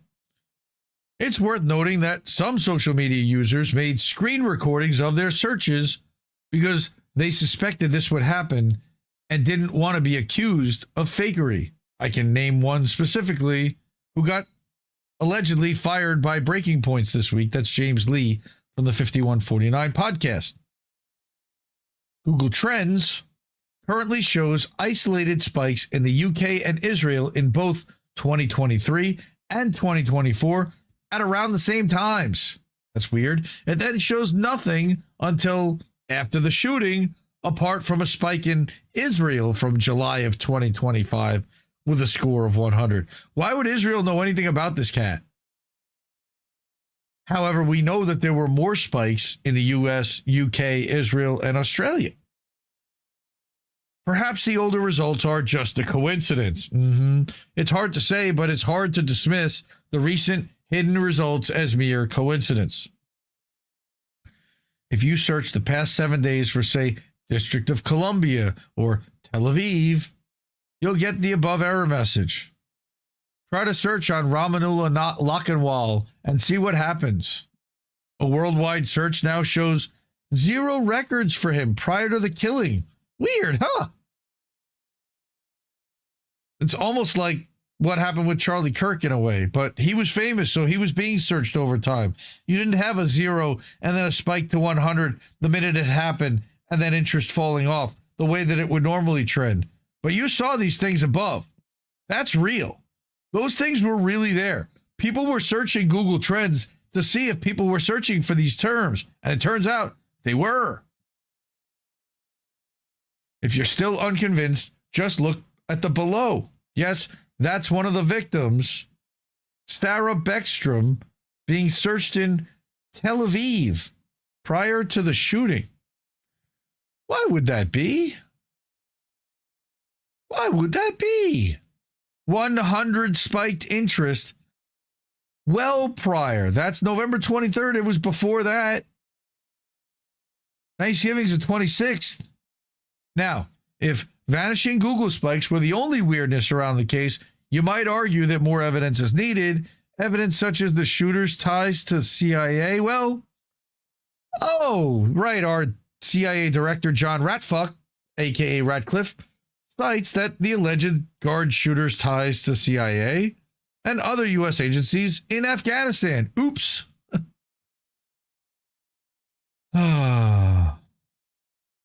He also has ties to the armed forces, Kandahar Strike Force. This cardholder is working in conjunction with Afghan and U.S. armed forces for call Firebase Gecko, and there's the number. Turns out Ramanullah Lakhanwal is a veteran of the CIA-trained and funded Kandahar Strike Force, a zero-unit, aka Afghan paramilitary force that's been accused of human rights violations and of killing civilians. He served alongside U.S. forces for 10 years and was granted asylum in the U.S. in 2021. Given that he's 29, he must have been no more than 15 when he was recruited. Despite working as an Amazon delivery driver, Lakhanwal was living in a $2,000 a month apartment in Bellingham, Washington, with his wife and 5 kids. If she's working, it's possible for them to be able to afford a $2,000 a month apartment, I would assume. Right? I cannot believe that he might do this. This sounds like MK Ultra kind of shit in a way. Lakhanwal reportedly yelled Allahu Akbar while carrying out the DC shooting. Was that what his handlers told him he had to do? It's kind of like a Tyler Robinson transgender girlfriend Antifa bullets thing. It conveniently just fits a narrative. And Americans are pushing that narrative hard. Just look at this clip from our Department of War Secretary, Whiskey Pete Hegseth. The victims were the best of America who love their fellow Americans. And the shooting happened just steps away from the White House. Oh my God, clutch my pearls. And that was a narrative, by the way, that just steps away from the White House was blanketed across that whole media sphere. Hegseth talks of deploying 500 additional National Guards. He's such a pussy. And entering other cities and of Christian values. And then he pivots to counter cartel effort and narco terrorists and peace through strength. It's all about using fear and grief to justify fascism. I'm not even going to play his nonsense drivel. He doesn't get to speak here. You have influencers like Laura Loomer, declaring that the U.S. is at war with Islam, calling for every mosque to be raided and for mass deportations of Muslims. You know, we're supposed to have both freedom of religion and freedom from religion in this country, Laura. There we go. There's one. Elon Musk argued that calling someone a fascist should be considered incitement to murder. The Trump administration calls nonviolent people terrorists and then kidnaps or murders them, but that apparently is fine if they're Venezuelan. Right? And what's even funnier is the whole fascist thing. When Mamdani was at the White House, Trump said to him, some reporter asked him, well, how do you square calling him a fascist? Do you still think he's a fascist? And Trump, who's sitting down, looks up and goes, it's all right. You can answer. You can call me a fascist. It's fine. Funniest thing I saw all week, honestly. Trump really is very funny. I can't stand him, but he's very funny. Trump is now talking of restricting immigration from the Middle East and has described immigrants as the single greatest national security threat facing our nation. He plans to examine every Afghan immigrant and send those who don't belong here back to Afghanistan, where the Taliban will surely kill them for assisting the U.S. during the war. Some of us predicted there would be false flags to push the fascist agenda, but you didn't have to be Nostradamus to see this one coming, because they kept telling us attacks were imminent, like they had a crystal ball. And they really must have had a crystal ball, because not only did their Google searches show prior knowledge of the DC shooting, but also the Charlie Kirk shooting. Huh. In the recent days before Charlie Kirk was killed, there were all kinds of weird searches related to the alleged shooter and the hospitals and doctors in the area. To be clear, we're talking about sudden spikes on terms which previously had no search data. Supporters of Trump and Netanyahu need to understand that these men, okay, have no loyalties and will hurt or kill anyone to further their fascist agenda. Wait, yep, there we go. I missed one thing. Yep. Most of the spikes, right, came from Washington and Tel Aviv. No. And then, of course, that backs up to the Twitter data that showed when the, what was it, the NSA? Where were they? Where were they housed? Tel Aviv, right?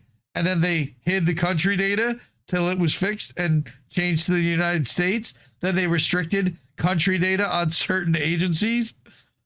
Like, guys, you're just screaming the quiet parts out loud. Now, I brought one other article from Professor David Miller. It's really long.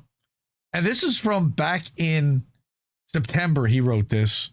And I caught this on the IsraelPalestineNews.org website that republished it yesterday.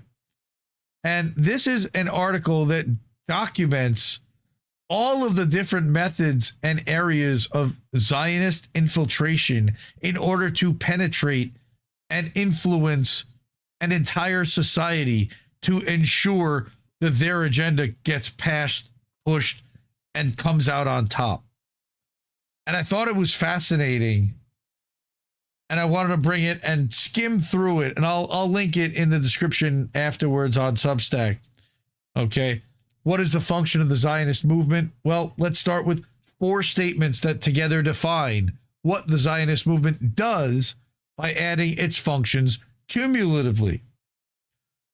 1, the Zionist movement creates and sustains the Israel lobby to extend its ideological and political reach, shaping both foreign and domestic policy in the countries where it operates, which is just about everywhere. It provides material support for ethnic cleansing and genocide, funneling millions each year through charities that aid in land theft and war crimes. It grooms children and youth into ideological loyalists through a vast network of schools, synagogues, youth groups, and settler recruitment programs, including birthright tours, the Massa Journey, and the Lone Soldier Program. Beyond all of this, the movement systematically dispatches its adherents into broader society as lifelong agents of Zionist ideology. This is not a metaphor. It is infiltration. This concept of infiltration extends beyond the traditional intelligence model of recruiting agents for covert missions, though that too remains a part of it. Think Epstein. It also involves utilizing individuals who are, in a sense, sleeper agents ready to be activated. That's the Sayanim. We talked about that and even references it. It was Professor David Miller who wrote that article that I read last summer about them.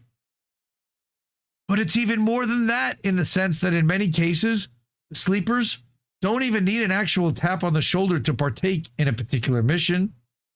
They're already primed to act when the interests of the so-called Jewish state are threatened, quote unquote, or even merely perceived or imagined to be.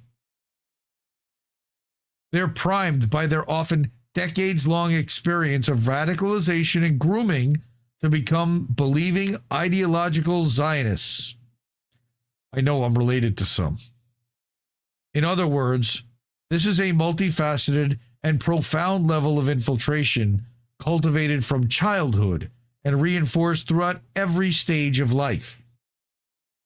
To understand how such a system came into being, we must first go back and examine the origins and evolutions of the Zionist movement itself. So this starts, again, prior to 1948, because this, again, did not start in 1948. Even the most hardline Zionists and the most revolutionary socialists agree on one point. Prior to 1948, the Zionist movement functioned as a coordinated political force. It organized and executed the Nakba, the ethnic cleansing and mass displacement of Palestinians, in order to establish what it called the State of Israel. Zionists, of course, reject this terminology, but the historical record is clear. With its primary objective achieved in 1948, the movement briefly considered dissolving. However, at the World Zionist Congress in Jerusalem in 1951, delegates chose to continue and redefine new goals for the future. This led to the creation of the Jerusalem Program, which formally codified the movement's new objectives. Alongside it, the Israeli parliament enacted the World Zionist Organization Jewish Agency Status Law to govern the relationship between the State of Israel and the Zionist movement. That law remains in effect today, shaping the global Zionist movement's operations and responsibilities.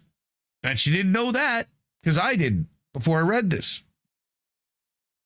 At the World Zionist Congress held in Jerusalem on September 24th, 1951, the movement faced a crossroads. Again, this was about whether to go forward or disband.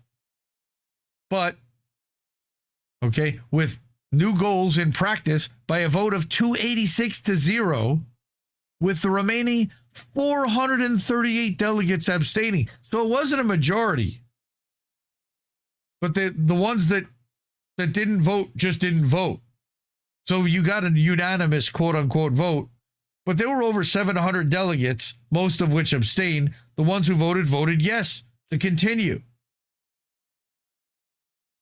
David Ben-Gurion speaks at the 51 World Zionist Congress.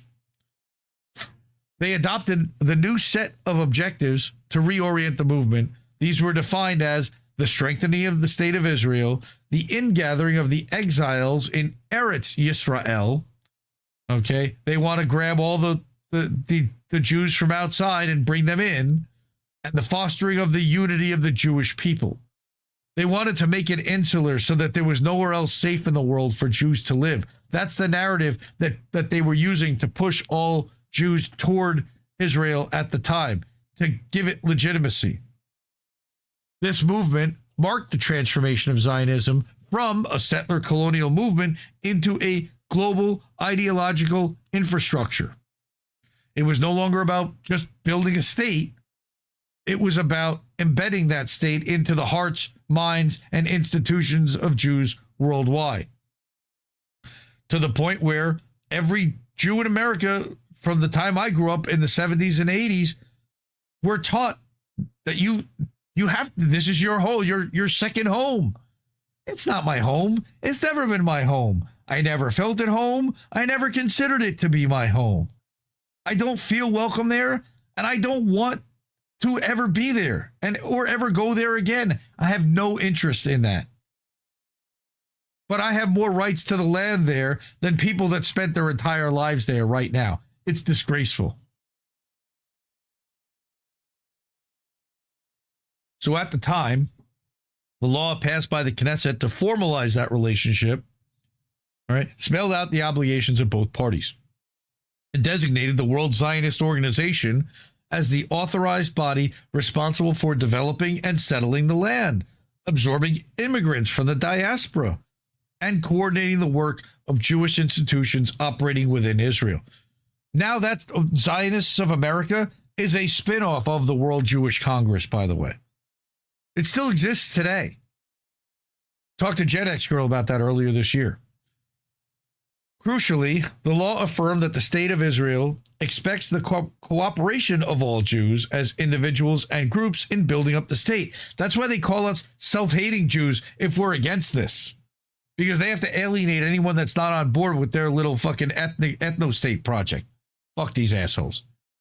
It further stipulated that the World Zionist Organization requires full cooperation, again, in its coordination, right? To that end, the law mandated the creation of a formal committee to coordinate activities between the Israeli government and the Zionist movement's executive leadership. Well, wouldn't that give like an ethno-state apartheid kind of a leg up and unfair advantage over everybody else in this quote-unquote democracy that you just created? In other words, the State of Israel and the World Zionist Organization, as a matter of law, are required to work together, and also as expressed in law, both bodies expect the cooperation of all Jews. How are they to fucking write a law of what Jews in America can do? Fuck these people so hard.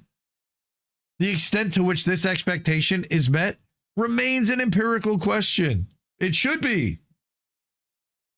So, among these are, again, the preservation of Jewish unity and enduring the bond to Eretz Yisrael. Fuck these assholes. All right. The duties of the individual Zionists. So what they did was they decided to come up with like a set of laws or a set of code. Here's what we expect from you as a Jewish individual, even in another country. From 1972. Among these were the call to make Aliyah, that is, to become a settler colonialist in occupied Palestine. Others included joining local Zionist federations or affiliated groups, actively promoting the movement's ideological program, and ensuring children receive Zionist, Hebrew, and Jewish education designed to reinforce loyalty to Israel. Zionists were also expected to donate financially through established channels such as Karen Hayesod, the Jewish National Fund, or their local branches in order to consolidate Israel's economy and fund its expansionist aims, and also give it lobbying power.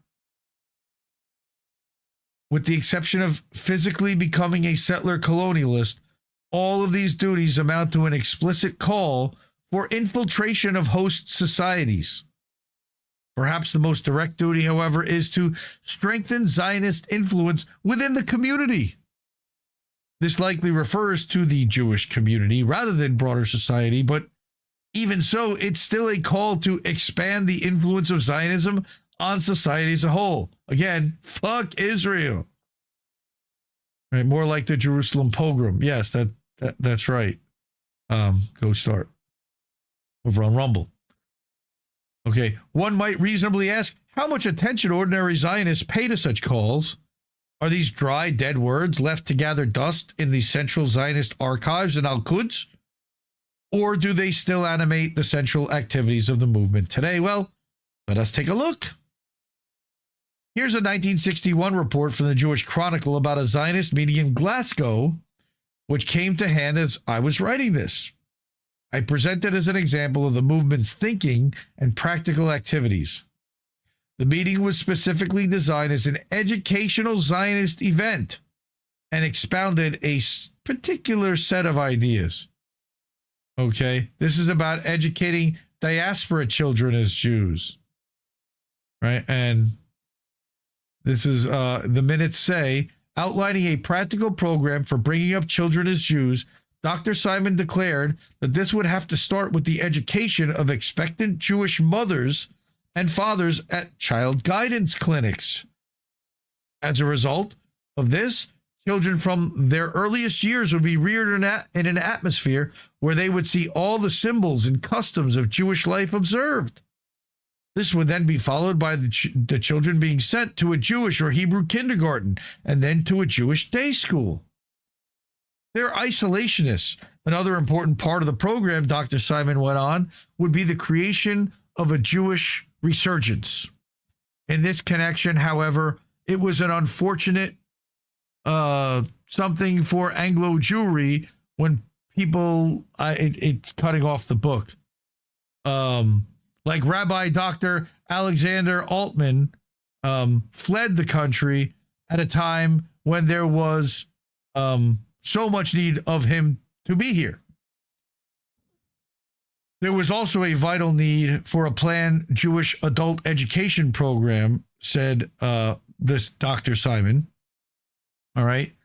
The adults did not education, information that they would accept, but education they refused, which is weird. But again, it's indoctrination. It's not education. Oh, here. He's got it right there. All right. The measures which would be taken if the children in the diaspora were to remain Jews were discussed by Professor Ernest Simon of the Hebrew University, where he gave an address at a meeting held in the Central Hotel last week in connection with the Zionist Federation's Education Fortnight. All right. Yeah, creation of a Jewish resurgence. That's what that word was up there, resurgence. Okay. In this view, Zionist education required that children remain Jewish, making Jewish education crucial for the movement, indoctrination, and isolation the entire time. All right. And again, going back to the British Zionist Federation founded Scotland's first and only Jewish school, Calderwood Lodge. Is that commitment to inoculating Zionism still present today? It certainly is. Although Calderwood Lodge was taken over by the local authority in 1982, it remains a Zionist school today. It collaborates with the United Jewish Israel Appeal, Maccabee, Mitzvah Day, the Scottish Jewish Youth Alliance, and other Zionist groups. Gross. The UJIA is the UK outpost of one of Israel's 4 national institutions established to create and sustain the State of Israel. It serves as the UK affiliate of Keren HaYesod, which raises funds to finance settlement in Palestine. In its 2018-19 annual report, UJIA described its mission as developing a lifelong connection between Israel and the diaspora community, beginning with children as young as 4. Of 12 school programs run by UJIA, 9 are in primary schools, reaching thousands of pupils. Primary schools, like grade school. But that again, and so this again shows that lifelong connection. I wanted to show this graphic, or that they have programs to support people of all ages and to introduce you to Jews of all ages is the idea. Zionists of all ages, but it's isolationist to Jews. But what's funny is the Christian Zionists all support this. Why? Because they want Jesus to come back, and according to all their scripture, the Jews have to control Israel. So therefore, they're doing all they can to try to make that happen. It's manufacturing it. And that's why the Torah Jews are so opposed to this. That's not how this is supposed to go down. Does it work? Well, varying statistics suggest that between 60 and 90% of British Jews identify as some sort of Zionist. So, yes, it's effective. Research by Pew in the U.S. in 2021, now that's dropped significantly since, but then 8 in 10 U.S. Jews say caring about Israel is an essential or important part of what being Jewish means to them. Nearly 6 in 10 say they personally feel an emotional attachment to Israel. That's complete indoctrination. Most of them have never been there or were there for a week or 2, maybe. Most of them have never spent any significant time there, but yet they feel an emotional attachment and loyalty there? An essential part of what being... Why? Because they were brainwashed into it. Ultra-Zionists, I don't know the difference, often claim that even more Jews identify as Zionist. For example, the so-called Campaign Against Anti-Semitism conducted a survey in late 2023 that produced even higher figures that reportedly revealed that 97% of British Jews feel personally connected to events happening in Israel, which again is just a bunch of wishful thinking horse shit. 80% of respondents considered themselves to be a Zionist. Well, that alone is that they're preaching to a choir.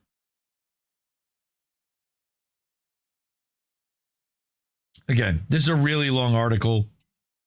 Here are some of the infiltrators. Some within the movement consider the term infiltration outdated, arguing that it implies a deliberate Zionist strategy. Yet, this article has shown that such a strategy does exist. The question, however, is how conscious or deliberate it really is. The evidence suggests that there are different types of infiltration and different types of infiltrators.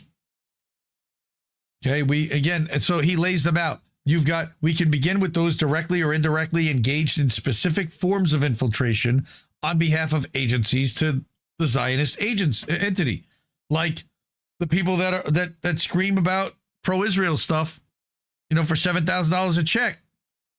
Their activities align more closely with the traditional sense of the term.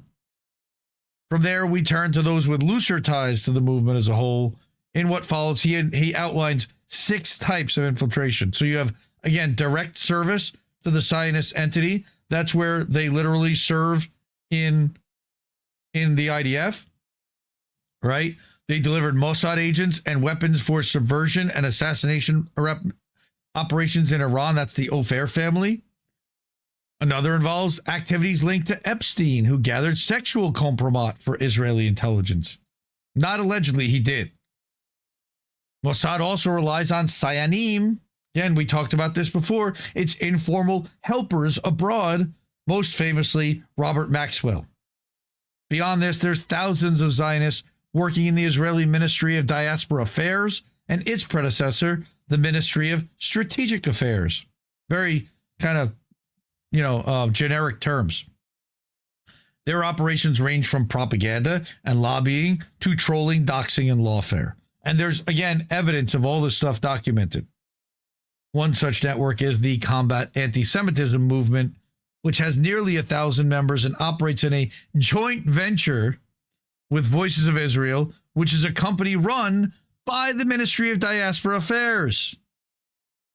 In total, many thousands of Zionist groups are engaged in this form of activity. It's a massive spider web of activity.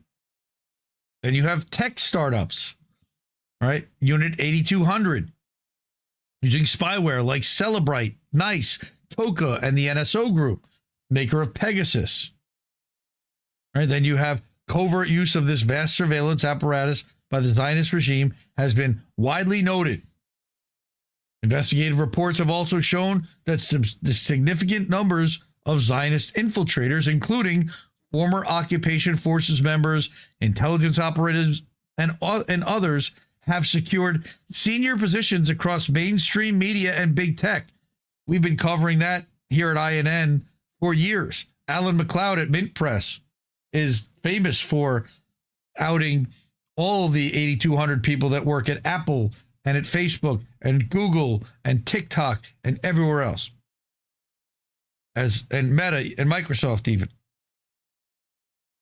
Right, then you've got emissaries of the Zionist project. Right, this is also a civilian equivalent of the Sayanim, known as the Shlichim, or emissaries.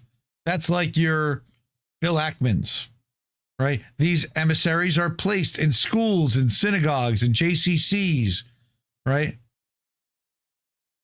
So you've got people like that. Then you've got Zionist family networks. And finally, you've got defending Zionism over the life course. Final form of infiltration is tied directly to the strategy of ensuring that all Jews make an enduring, lifelong commitment to Israel. As this article shown, again, this has been central to the Zionist movement since at least 1951 and remains so today. Zionists expect all Jews to act on behalf of Israel whenever called upon, or whenever they perceive Zionist interests to be under threat. And I say, fuck Israel. And if they call on me, I'm going to say, fuck Israel. Practically, this means service to Zionism through daily, professional, political, and social activities wherever Zionists find themselves, in the media, political parties, business, finance, schools, universities, civil society, including the left wing and so-called anti-racist organizations. Yes, they want to infiltrate, literally. It's just, wow. In other words, Zionists throughout the social structure are engaged in subversion and infiltration.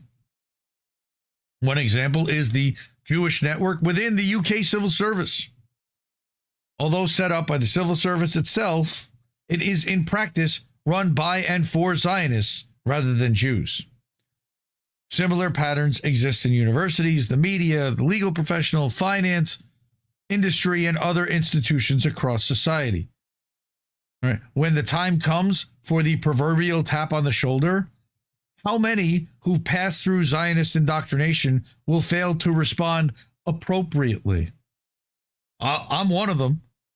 To ask the question is almost to invite disbelief. In many cases, no tap on the shoulder is even required. Across the BBC, the media, the entertainment world, civil service, politics, finance, and other commanding heights of society, there are already Zionists who are ideologically committed. And for them, it makes perfect sense to do the right thing when the moment arrives. The fact remains that the Zionist movement encourages loyalty to its ideology and its program of action, even when these run counter to the interests of the host state, or in all cases, to the interests of its citizenry. Right? Can we trust Zionists in the end? No. Do we imagine that they're not infiltrating the left, the Palestine Solidarity Movement, the anti-war movement? Zionism is at its core a racist ideology. No matter how hard liberals, socialists, or leftist Zionists try to disguise it, that racism always reveals itself, whether in adopting Zionist positions in their professional lives or in subverting and sabotaging pro-Palestine activism in political life. Are you hearing me, Zoran Mamdani? Yeah, I said it. This has historically meant that the anti-racist movement and the Palestine Solidarity Movement have been weak on the question of Zionism. It was a major mistake for the left in the UK and elsewhere not to confront Zionism head-on earlier. Today, we face a significant struggle to cleanse the left and the anti-imperialist movement of both Zionists and Zionist assumptions, ideas that have seeped out of the movement and into the consciousness of many non-Zionist or anti-Zionist socialist activists. This process has been underway for many decades. However, this isn't the place for a detailed analysis of the Jewish left or of Zionist penetration of the non-Jewish left. A fuller exposition will be needed in another article, but for now, it's enough to point to the need for a material and maximalist anti-Zionism. All right. Again, documenting more forms of infiltration today. He closes by saying, knowing your enemy is the first step toward defeating them and toward dislodging Zionism from its entrenched status and role across society. Yes, it was an interesting choice there to use that word cleanse. Well, they've been ethnically cleansing their land of anyone that opposes them, which means that they then they're going to try to do the same thing to anyone that is of that ideology. So they of course, in turn, must be cleansed. The Zogs set you up, Sean. Very funny, right? There's just so much here. David Miller, this is a great article. There's, again, even more here than I was able to go through. Follow him on Twitter at Tracking Power. He's also on Substack. Oh, I wanted to mention, by the way, that he was fired from University of Bristol. Getting back to this article all the way at the bottom here. Sorry to scroll and make you go blind. David Miller is a non-resident senior research fellow at the Center for Islam and Global Affairs at the Istanbul Zaim University. But he is a former professor of political sociology at the University of Bristol. Again, fired for his anti-Zionism, for his pro-Palestine views. He's a broadcaster, he's a writer, and an investigative researcher. He's a producer of the weekly show Palestine Declassified on Press TV. And he's the co-director of the public interest investigations, of which spinwatch.org and powerbase.info are projects. So support David Miller. I appreciate his deep dive into exposing just how deep Zionism goes to infiltrate itself and to embed itself into all different areas of society so that they can make a phone call to quote unquote the right person, to an ally, to someone that will do their bidding for them when the time comes. All right. Fuck Israel, by the way. One more time. All right. So, yes, antiseptics. And that's hilarious. Yes, it is. It's all antiseptic. I am very antiseptic right now, for sure. But they would just call me a self-hating Jew in this case. Gross. Because I'm not self-hating. I don't hate myself, and I don't hate Jews. It's the Zionists that are in favor of baby murder and land theft and claiming that they own land that because of 3,000 years, but they're not willing to give their home to a Native American who it was their land 3,000 years ago. So why is it only apply in this one case, but not in the other? Nobody's been able to ever answer that or square that circle for me. All right. Well, we don't get remonetized by YouTube for that. It's almost midnight, so we're going to get to our lightning round quickly, and then we will get to the GoFundMes. But please support independent media. Cash App, $, Indie News Network. Ko-fi.com/Indie News Network. We've got paypal.me/Indie News Network. We're live over at IndieMediaToday.com over on Substack. INNNewsletter.com is another newsletter that I publish there for the network that we're part of. And then IndieNewsNow.com. We're live there now. That's the name of the show.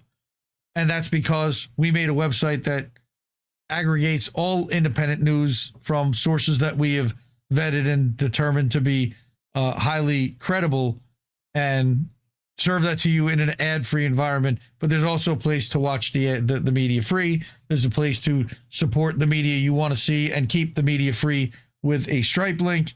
And there is a watch live, so you can watch this thing live and get merch. You can do that too. Okay, so real quick, we've got lightning round. So first one, no surprise, we've been talking about this a lot on the show. AI's water problem is worse than we thought. This comes from Emily Atkin of Heated. She's a really good environmental reporter, little on the liberal side, I know. She says everyone knows data centers use a lot of water, but what's less known is how they can poison the drinking water that remains. Okay, it's already happening in Eastern Oregon, according to a new bombshell investigation from Rolling Stone and the Food Environment Reporting Network. Interesting that Rolling Stone wasn't putting out exposés like this the entire time that Biden was in office. They've turned into a partisan hack of an organization and an outlet.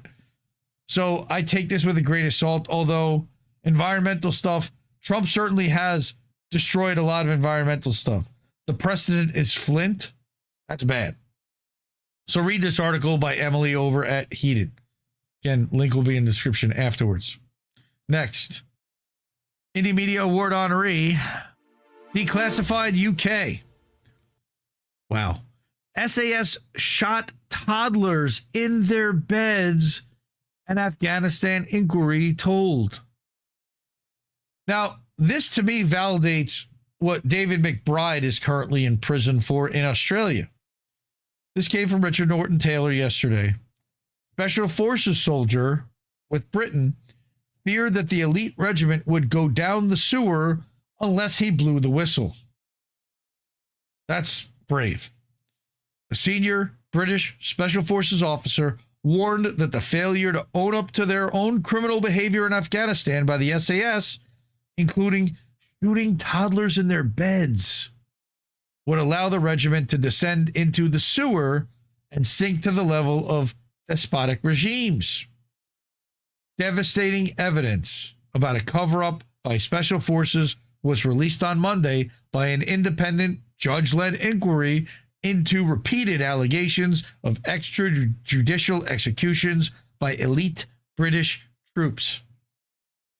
This was not reported on in corporate media, to my knowledge. Explaining why he decided to blow the whistle, the senior officer told the inquiry in hitherto secret evidence, it's not loyalty to your organization to stand by and watch it go down the sewer. The soldier, who was assistant to Chief of Staff for Operations and Special Forces HQ, said, quote, "We were there in Afghanistan to bring law and order and human security and justice. We failed." Giving evidence in closed sessions of the inquiry about events in Afghanistan between 2010 and 2013. He added, quote, "Right now and beyond Afghanistan, we're facing off against despotic autocracies. It seems to me obvious we should not sink to their level." Good article. Again, there's a little bit more here. Declassified has reported on how the inquiry was forced on the Ministry of Defense after increasingly credible claims of cold-blooded murder, of planting weapons on innocent civilians, and deleting incriminating documents. British did that? No! They've never done that before, have they? Again, there's a lot more to this article, and I encourage everyone to go take a look at that. Next, we got another Indie Media Award honoree, though I am conflicted about them still being Indie Media Award honorees because they've done a lot of democratic apologia in order to try to save their skins because they are desperate for funding. But Common Dreams published this article earlier this week about Tennessee and what's going on in Tennessee, and I think that most people are not paying attention to this. Librarians and publishers are alarmed as Tennessee libraries shut down for a GOP book purge.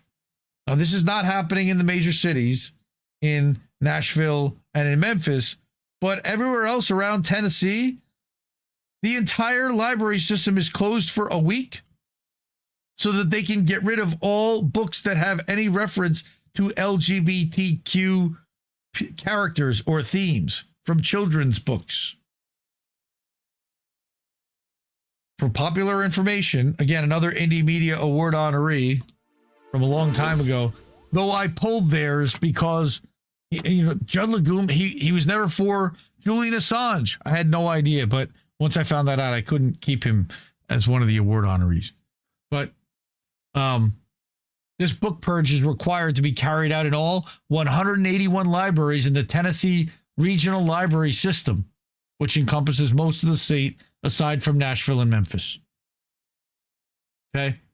They said that they're claiming that in order to receive state and federal grants, which run through this guy's office, libraries need to comply with a Tennessee law banning DEI, all right, as well as Trump's executive order on gender ideology, which effectively ended the federal recognition of transgender and non-binary individuals.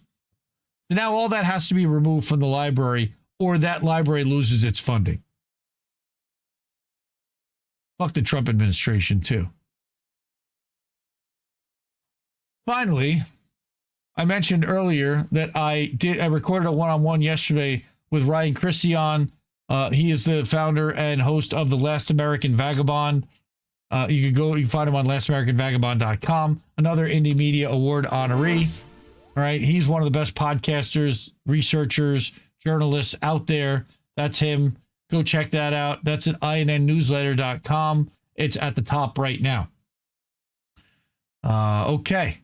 So that was our lightning round. And now I can just get to the GoFundMes. Before we do that, there's our Wall of Fame. If you want to join that Wall of Fame, those are the ways to do it. Cash App, Ko-fi, PayPal. Do it at IndieNewsNow.com or over at Substack, INN Newsletter, or IndieMediaToday.com. Okay. Finally, we got our GoFundMes. Chanda, over the weekend, went home. Busting out of the ICU to spend Thanksgiving with these screwballs was so worth it. We had an amazing dinner. I hope you did too. Huge thank you to Patricia and Tyler for hosting. It was a great meal. I'm getting a little color back in my cheeks. Happy Thanksgiving to all. I'm so thankful for every minute with my family. And there she is. She looks great. She's happy. She's out of the house. There she is with one of the grandkids. Nana and Jake. Nana and Hunter. Just happy to be out of the hospital. The one and only baby boy, Cody. So, fuck cancer. We love you. Chanda. So, for Giving Tuesday, Chanda's up to 7,100. We're actually going to add to that after I go off the air. And we'll contribute on behalf of INN tonight to all of these GoFundMes because it's Giving Tuesday. I've been meaning to do that. We love you. Seriously, Chanda. It's glad to see you having some good memories and, that it shouldn't just be all cancer every day, but to celebrate the wins and the happy days. Cowboy Kitty, I have not seen any updates from you lately, brother. But the last I had was on November 14th when he said that she's being deported for not filing paperwork on time. Pedophiles are being protected by Congress and our economy is collapsing. Her car was out of impound weeks after she was arrested, but she sat in detention, in ICE detention for months. I don't know if she's even out at this point and in Ukraine or if she's still sitting in ICE detention and they're still arguing about it. Either way, it's terrible. But if you are able to and of means, Nataliya could certainly use some love to her GoFundMe for her daughter here, who Anthony said last time is still here and now kind of surviving on her own with just help from family. And I'm guessing she's got a job. I think Anthony said she's got a full-time job. But, man, it's rough. And if you can help out, that would be amazing. Thirdly, we also have our friend Aspen, who we interviewed at the end of October or mid-October and did a fundraiser for at the end of October.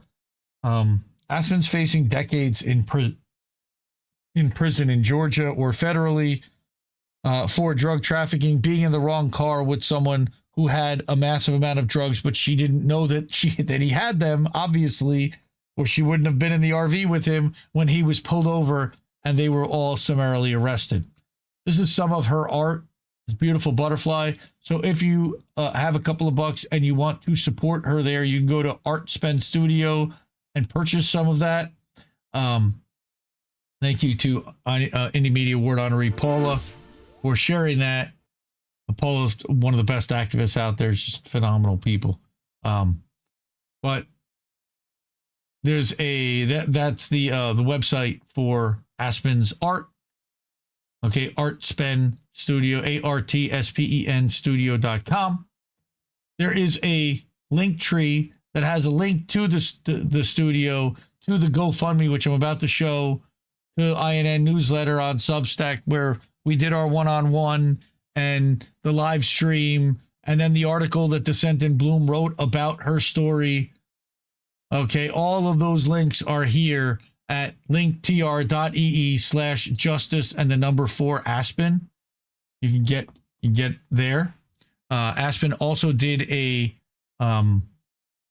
interview, Aspen and Halo, with Sabi Sabs, who congrats to Sabi for hitting 300K on her YouTube sub list. Hopefully, and that I understand got some more attention to the GoFundMe. Thankfully, the GoFundMe last I saw, and I'll refresh it now, was sitting at $12,382, and it's still sitting at $12,382. So if you are able to and of means, they're just about at the $12,500 goal. That is so that they can hire a lawyer for discovery to find out what the state has, what they know, how many drugs there were specifically. There's a process to all of this, and the $12,500 was just to get them to the next step. Sadly and amazingly enough, this is going to be a long haul. We're going to be talking about this for months and probably for years. And hopefully what we're hoping for at some point is a full dismissal. So there again is the link directly to the GoFundMe for Aspen. So if you're able to, all right. She again was in an RV that was pulled over in Georgia. She was a passenger. There were drugs in there. She did not know they were there. And she did not know that the person driving was a drug dealer, effectively. So again, if you can help, please do. I also wanted to, no, we're not going to talk about Charlie Mack this week, although Charlie Mack 1912, his Twitter account is still suspended. if you're able to, and you want to yell at Twitter about something, reinstate both Charlie Mack. But this week, Roger Meadows got hit also. No more Roger Meadows on Twitter now. So if anyone knows how to reach out to Roger and how to get in touch with him and put him in touch with everyone, let me know in the Discord, or somewhere on Twitter, maybe. I don't know. But yeah, Roger's good people, all about the ballot measures. Super savvy fan, super hardlands fan. Kit even messaged me today to tell me that Roger got suspended. So I don't know what the plan is there. And then again, finally, we've got the IndieNewsNow website. I'll give that a refresh. Oh, look at that. It's Cash App, PayPal with his honeypot. And these are antiwar.com articles. Simplicious anti-war news for tonight from Dave DeCamp. Cheer Post, Payday Report, another independent labor outlet. All right. Caitlin Johnstone. Again, antiwar.com. And this is an infinite scroll. The more that you scroll, it will just keep giving you more articles and more articles going back. I see there was a live stream from Seven Seas. He was just talking. All right. I interviewed Seven Seas a couple times earlier this year. And you've got Palestinian photojournalists among 5 killed by Israeli forces in Gaza just on Tuesday. I didn't even get to that one. And that's Dave DeCamp over at Anti-War. So, again, Indie News Now is a wealth of resource. And there's a search button, so you can actually search by a topic or by category. Okay? Again, you can break it down, articles, videos, podcasts. Get the merch there. All right, there's our merch store. And you saw that in the slideshow earlier. But this is where you can get T-shirts, beanies. It's freezing cold outside. Beanies are $20. Tank tops for those of you that live in the warm climate. I got tank tops for you. And then we also have hoodies because it's freezing out. My dial doesn't go to delicate. That's a Jesse Chet line. $27 for a hoodie sweatshirt. Where else are you getting that? All right. Thank you, everyone, for sticking with me. I love you all. Tomorrow night, watch my brothers, Reef and Colin, do INN News. That'll be 9 p.m. Eastern on all the Indie News Network channels and at INNnewsletter.com. Thursday night, I'm going to do something different, and I'm going to do the first live Indies Tech Tips, but I'm going to make it an AMA. I have some things that I'd like to talk about, but I really want to know what you want to hear and what you want to see me talk about when it comes to the tech side and production of all the different things that we put out, whether that is graphics through Canva or video editing through DaVinci Resolve or live streaming through OBS as the tool, or using these multi-stream platforms like Restream and StreamYard and how to get the most out of them. There's so many different tools that we use in this quote-unquote tech stack that a lot of people, I think, are looking to learn from. Look, I've done over 1,000 live streams and published over 2,000 Substack posts. I've got some experience in what works, tips and tricks, and what doesn't work also. Looking at analytics and numbers. I love doing all that stuff. So join me on Thursday night, 10 Eastern, on all of the INN channels. And we'll talk about tech stuff, stream decks, and microphones, and whatever it is you guys want to talk about. So before we get out of here again, one more time, that's our Wall of Fame. That's everyone that's already contributed to our network. I really appreciate everyone who's already on that wall. If you want to join that wall, the ways to do that: Cash App, $ Indie News Network, co-fi.com/Indie News Network. Then we've got paypal.me/Indie News Network, IndieNewsNow.com. I just showed you that website. And then over at Substack, INNnewsletter.com, and where we've been live at IndieMediaToday.com for the last couple hours. You can subscribe there monthly or annually.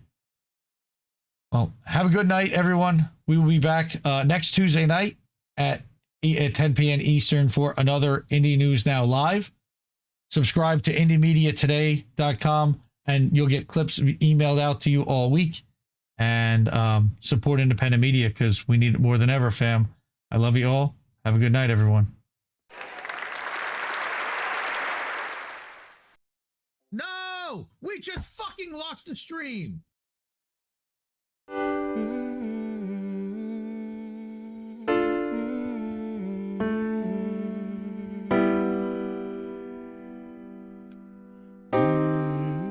I think I liked it better being blind, when I couldn't read between the lines, and when I couldn't see the cracks in the structure that lay bare before me the whole time. I think I liked it better back when I suspended disbelief and swallowed pride. I thought I knew the difference in the red from the blue, but they both bleed us so dry. They both bleed us so dry. My favorite songs don't hit the same way. I get to the end of a 4-minute track and I'm only looking back thinking, what did they actually say? I guess this isn't such an awful place. Is that what you want me to say? You prove it's possible to sleep for days, and I still think you're right here awake. The cost of living isn't much to make, but God, it's so hard to say. And when they told you everything was safe, were you safe?